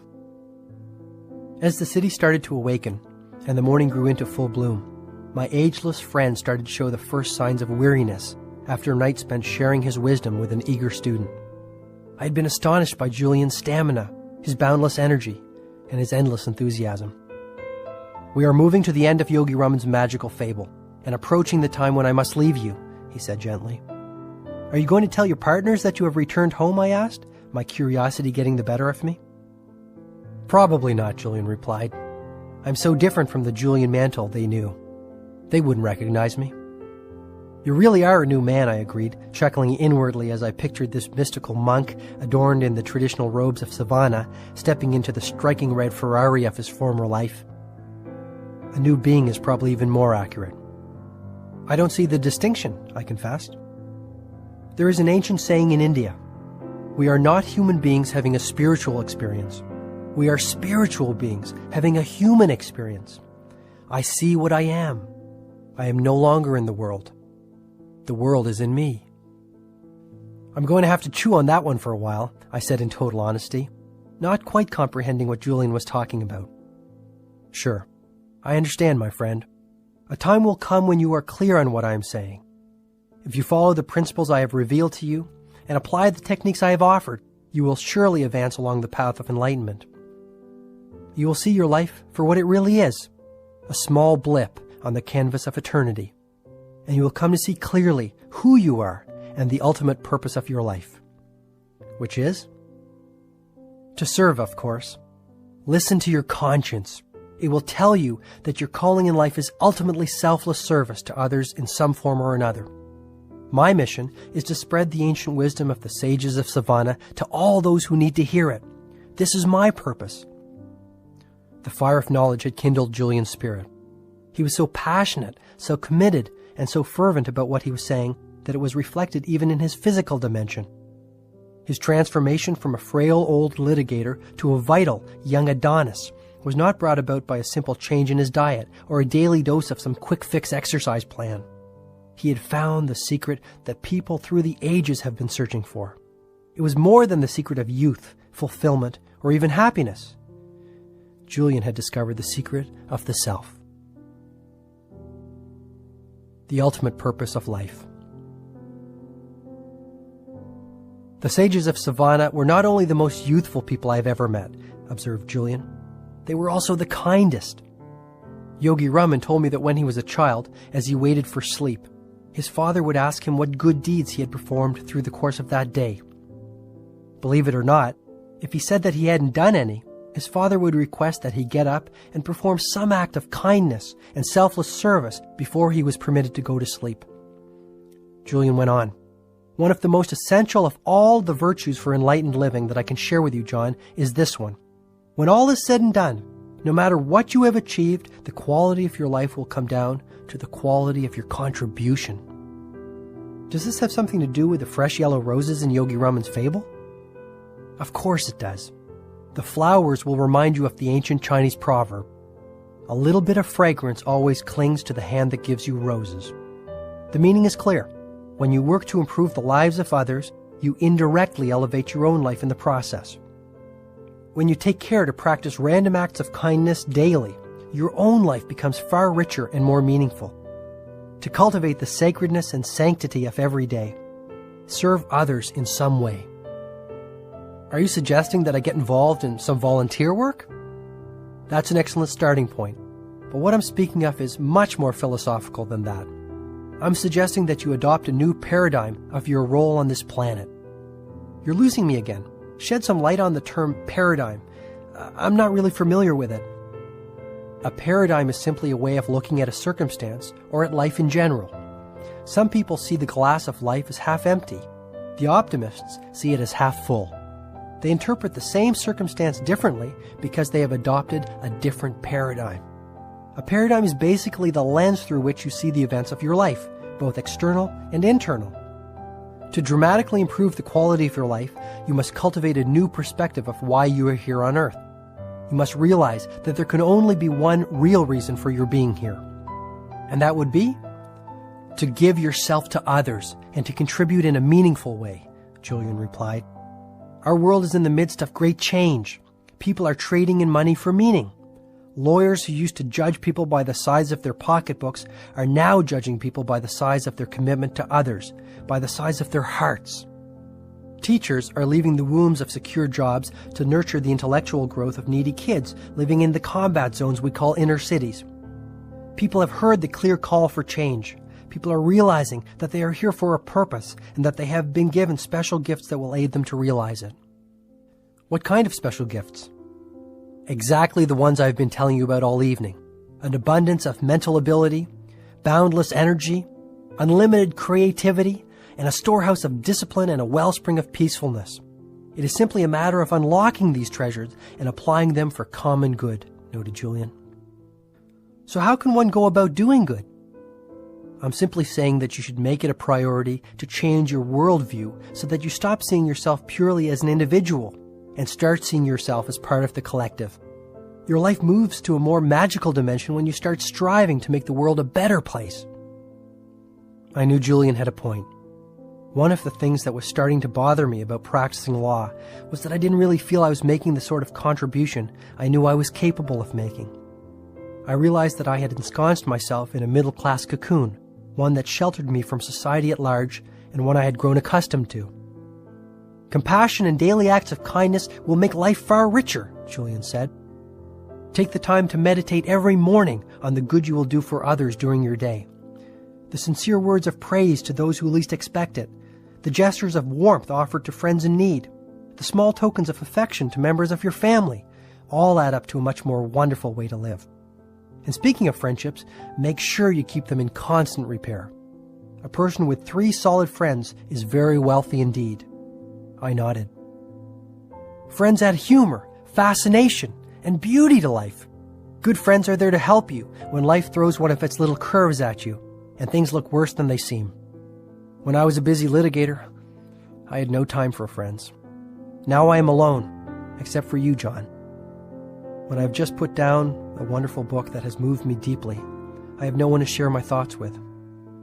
I have no one to open my soul to when the sunshine of a glorious autumn day warms my heart and fills me with joy. Julian quickly caught himself. However, regret is not an activity for which I have any time. I have learned from my teachers in Savannah that every dawn is a new day to the one who is enlightened. Julian's eyes glittered in the hope of things yet to come. It appeared to me that Julian Mantle had indeed been elevated from a human being passing through life without a care for anyone to a spiritual being passing through life only caring about others. Perhaps this was the path that I too was about to walk.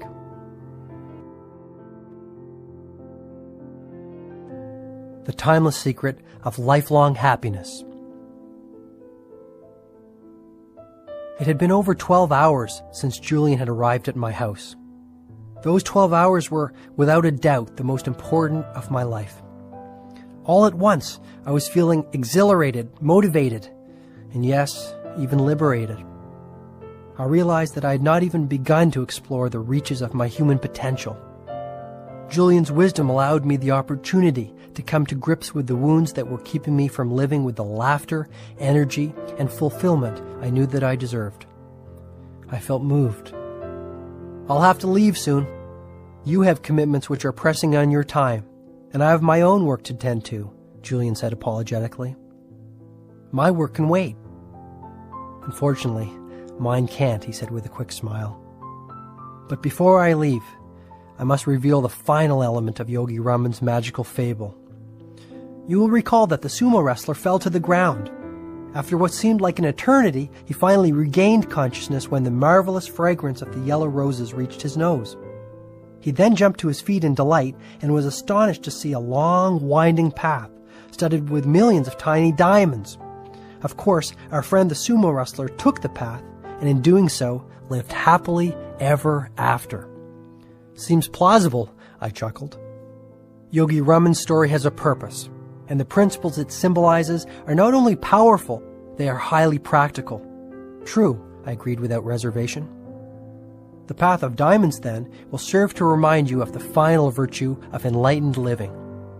By carrying this principle with you through your daily work, you will enrich your life. You will begin to see the exquisite wonders in the simplest of things and live with the ecstasy you deserve. And by carrying out your promise to me and sharing it with others, you will also allow them to transform their world from the ordinary into the extraordinary. Will this take me a while to learn? The principle itself is strikingly straightforward to grasp, but learning how to apply it effectively in all your waking moments will take a couple of weeks of steady practice. Okay, I'm dying to hear it. Funny you should say that, because the seventh and final virtue is all about living. The sages of Savannah believed that a truly joyful and rewarding life comes only through a process they called living in the now. The most important moment is now. Learn to live in it and savor it fully. I understand exactly what you're saying, Julian. My mind is always flooded by a million little thoughts pulling me in a million different directions. It's really frustrating. Why? It tires me out. I guess I just don't have peace of mind. Yet I have experienced times when my mind is fully occupied on only what was in front of me. Often, this happened when I was under the gun to crank out a legal brief, and I didn't have time to think about anything other than the task at hand. I've also felt this kind of total focus when I was playing soccer with the boys, and I really wanted to win. Hours seemed to pass by in minutes, and I felt centered. It was as if the only thing that mattered to me was what I was doing in that very moment. Come to think of it, these were probably the times when I felt the most peaceful as well. Julian replied, "Being engaged in a pursuit that truly challenges you is the surest route to personal satisfaction. But the real key to remember is that happiness is a journey, not a destination. Live for today. There will never be another one quite like it," finished Julian, his smooth hands coming together as if to give a prayer of thanks for being privy to what he had just said. Is that the principle that the path of diamonds in Yogi Raman's fable symbolizes? I asked. You can have the life you deserve the very moment you start to understand that the path you are currently walking on is one rich with diamonds and other priceless treasures. Enjoy the beauty and the sacredness of all that is around you. You owe it to yourself. Does that mean that I should stop setting big goals for my future and concentrate on the present? No, replied Julian firmly. Goals and dreams for the future are essential elements in every truly successful life. My point is simply this. Never put off happiness for the sake of achievement. Today is the day to seize the moment and live a life that soars. Today is the day to live from your imagination and harvest your dreams. And please never, ever forget the gift of family. I'm not sure I know exactly what you mean, Julian. Live your children's childhood, came the simple reply. Huh? I muttered, perplexed at the apparent paradox. Few things are as meaningful as being a part of your children's childhood. What is the point of climbing the steps of success if you have missed the first steps of your own kids? What is the use of being known across the country as a red-hot trial lawyer if your kids don't even know their father, Julian offered, his voice now quivering with emotion. I know where if I speak. This last comment floored me. What could this former millionaire playboy know about being a father? I do know something of the blessings we call children, he said softly. But I always thought you were the city's most eligible bachelor before you threw in the towel and gave up your practice. Before I was caught up in the illusion of that fast and furious lifestyle, you know that I was married. Yes? He then paused, as a child might before telling his best friend a closely guarded secret. What you do not know is that I also had a little daughter. She was the sweetest, most delicate creature I've ever seen in my life. People told me I had a brilliant future, a stunningly beautiful wife, and a wonderful daughter. Yet when life seemed to be perfect, it was all taken from me in an instant. For the first time since his return, Julian's eternally joyful face was enveloped in sadness. A single tear began to slide down one of his bronzed cheeks and dripped onto the velvety fabric of his ruby-red robe. You don't have to continue, Julian, I offered sympathetically, placing an arm around his shoulder to comfort him. The drunk driver who killed my daughter didn't take away only one precious life on that sun-soaked October afternoon. He took two. After my daughter's passing, my life unraveled. I started spending every waking moment at the office, foolishly hoping that my legal career might be the salve for the pain of a broken heart. My wife, who had been my constant companion since law school, left me, citing my obsession with work. My health deteriorated, and I spiraled into the infamous life that I was engaged in when we first met. Sure, I had everything money could possibly buy, but I sold my soul for it. I really did, Julian noted emotionally, his voice still choked up. So when you say, live your children's childhood, you are basically telling me to take the time to watch them grow and flourish? That's it, isn't it? Even today, 27 years after she left us, while we were driving her to her best friend's birthday party, I would give anything just to hear my daughter giggle again, or to play hide and seek like we used to in our back garden. I would love to hold her in my arms and softly caress her golden hair. She took a piece of my heart with her when she left. And though my life has been inspired by new meaning since I found the way to enlightenment and self-leadership in Savannah, a day doesn't pass without me seeing the rosy face of my sweet little girl in the silent theater of my mind. You have such great kids, John. The best gift you could ever give your children is your love. Get to know them again. Pretty soon they will be off, building lives and families of their own. Then it'll be too late. The time will be gone. Julian had struck a chord deep inside of me. I guess I had known for some time that my workaholic pace was slowly but steadily loosening our family ties. Piano recitals, Christmas plays, Little League championships had all been traded for my professional advancement. Happiness is a journey, Julian continued, his voice rising once again with the heat of passion. Enjoy the special moments that every day offers, because today, this day is all you have. Can anyone learn to live in the now? Absolutely. No matter what your current circumstances might be, you can train yourself to enjoy the gift of living and fill your existence with the jewels of everyday life. When you start spending even 5 minutes a day practicing the art of gratitude, you will cultivate the richness of living that you are looking for. So by giving daily thanks for all of my assets, whether these are material or spiritual, I will develop the habit of living in the moment? Yes, this is an effective method for putting far more living into your life. When you savor the now, you kindle the fire of life that allows you to grow your destiny. Grow my destiny? We all have something we are meant to do. Your genius will shine through, happiness will fill your life the instant you discover your higher purpose and then direct all your energies towards it. Once you are connected to this mission, all your desires will be fulfilled effortlessly. Simply follow the path of your dreams in full expectation of the bounty that is certain to flow. This will bring you to your divine destination. This is what I mean by growing your destiny, Julian offered sagely. When I was a young boy, my father loved to read me a fairy tale known as Peter and the Magic Thread. Peter was a very lively little boy. Everyone loved him, his family, his teachers, and his friends. But he did have one weakness. What was that? Peter could never live in the moment. He had not learned how to enjoy the process of life. When he was in school, he dreamed of playing outside. When he was outside playing, he dreamed of his summer vacation. Peter constantly daydreamed, never taking the time to savor the special moments that filled his days. One morning, Peter was out walking in a forest near his home. Feeling tired, he decided to rest on a patch of grass and eventually dozed off. After only a few minutes of deep sleep, he heard someone calling his name. "Peter! Peter!" came a shrill voice from above. As he slowly opened his eyes, he was startled to see a striking woman standing above him. She must have been well over 100 years old, and her snow-white hair dangled well below her shoulders like a matted blanket of wool. In this woman's wrinkled hand was a magical little ball with a hole in the center of it, and out of the hole dangled a long, golden thread. "Peter," she said, "this is the thread of your life. If you pull the thread just a little bit, an hour will pass in seconds.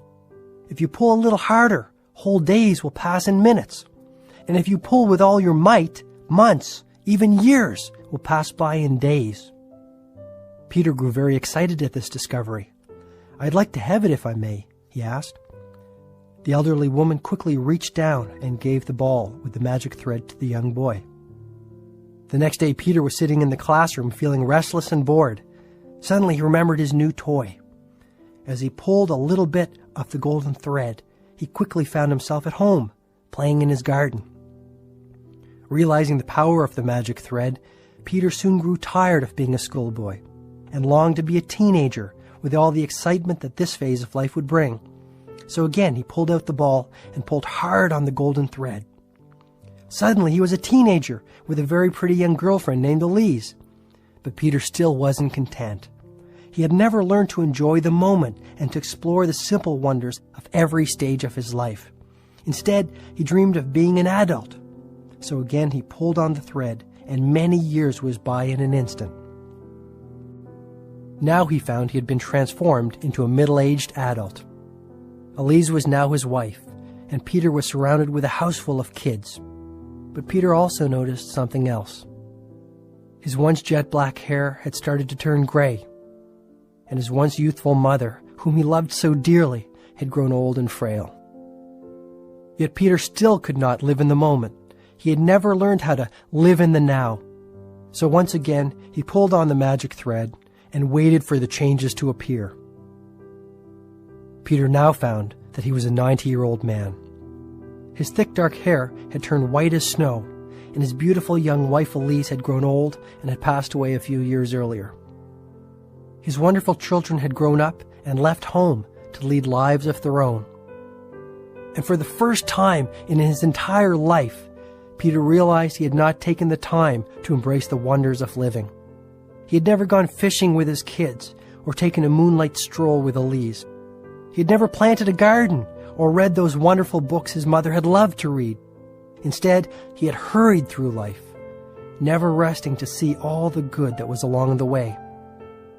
Peter became very sad at this discovery. He decided to go out to the forest where he used to love to walk as a young boy, to clear his head and warm his spirit. As he entered the forest, he noticed that the little saplings of his childhood had grown into mighty oaks.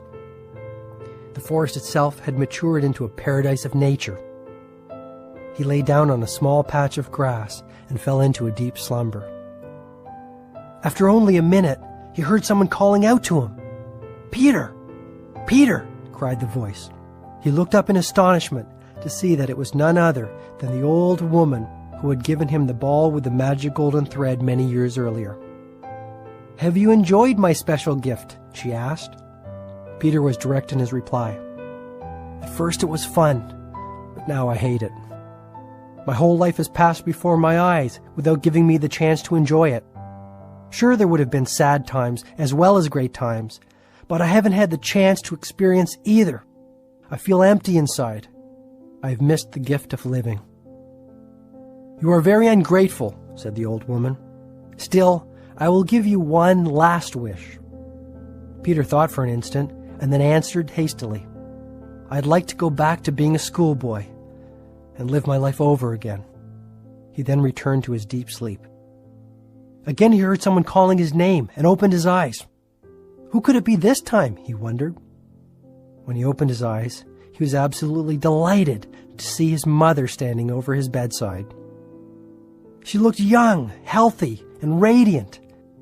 Peter realized that the strange woman of the forest had indeed granted his wish, and he had returned to his former life.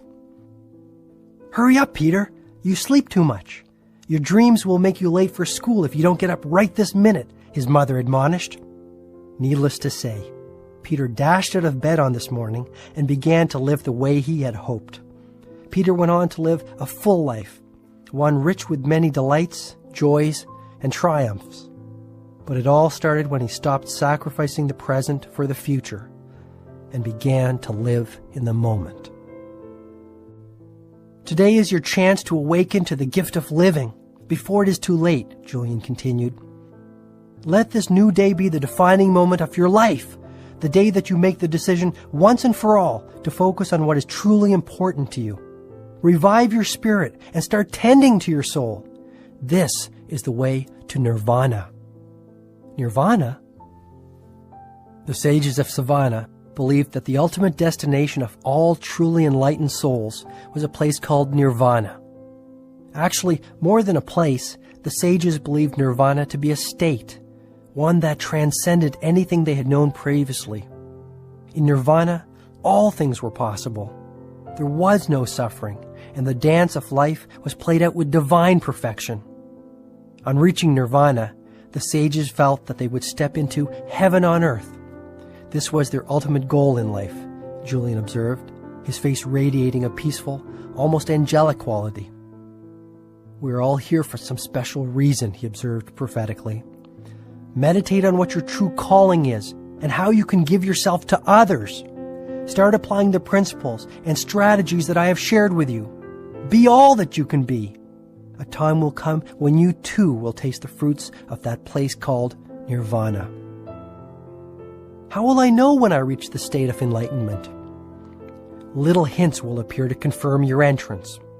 You will start to notice the holiness in everything that is around you, the divinity of a moonbeam, the allure of a lush blue sky on a scorching summer day, the fragrant bloom of a daisy, or the laugh of a mischievous little child. Julian, I promise you that the time you have spent with me will not be in vain. I will dedicate myself to living by the wisdom of the sages of Savannah, and I will keep my promise to you by sharing all that I have learned. I'm speaking from the heart. I give you my word, I offered sincerely, feeling the throes of emotion stirring within. Spread the rich legacy of the sages to all those around you. They will quickly benefit from this knowledge and improve the quality of their lives, just as you will improve the quality of yours. And remember, the journey is to be enjoyed. The road is just as good as the end. I let Julian continue. Yogi Raman was a great storyteller, but there was one story he told me which stood out amongst the rest. May I share it with you? Absolutely. Many years ago, in ancient India, a Maharaja wanted to build a great tribute to his wife as a sign of his deep love and affection for her. This man wanted to create a structure the likes of which the world had never seen, one that people would admire for centuries to come. So every day, block by block, his workers toiled in the hot sun. And every day, the structure started to look a little more defined, a little more like a monument, a little more like a beacon of love against the azure blue Indian sky. Finally, after 22 years of daily, gradual progress, this palace of pure marble was complete. Guess what I'm speaking of? I have no idea. The Taj Mahal, one of the 7 wonders of the world, Julian replied. My point is simple. Everyone on this planet is a wonder of the world. Every one of us has the potential for extraordinary achievement, happiness, and lasting fulfillment. All it takes are small steps in the direction of our dreams. Like the Taj Mahal, a life overflowing with wonders is built day by day, block by block. Tiny incremental changes and improvements such as those I've suggested will create positive habits. Positive habits will create results, and results will inspire you towards greater personal change. Begin to live every day as if it was your last. Starting today, learn more, laugh more, and do what you truly love to do. Do not be denied your destiny, for what lies behind you and what lies in front of you matter little compared to what lies within you. Without saying another word, Julian Mantle, the millionaire lawyer turned enlightened monk, got up, embraced me like the brother he had never had, and walked out of my living room into the thick heat of another scorching summer day. As I sat alone and collected my thoughts, I noticed that the only evidence I could find of this sage messenger's extraordinary visit sat silently on the coffee table in front of me. It was his empty cup.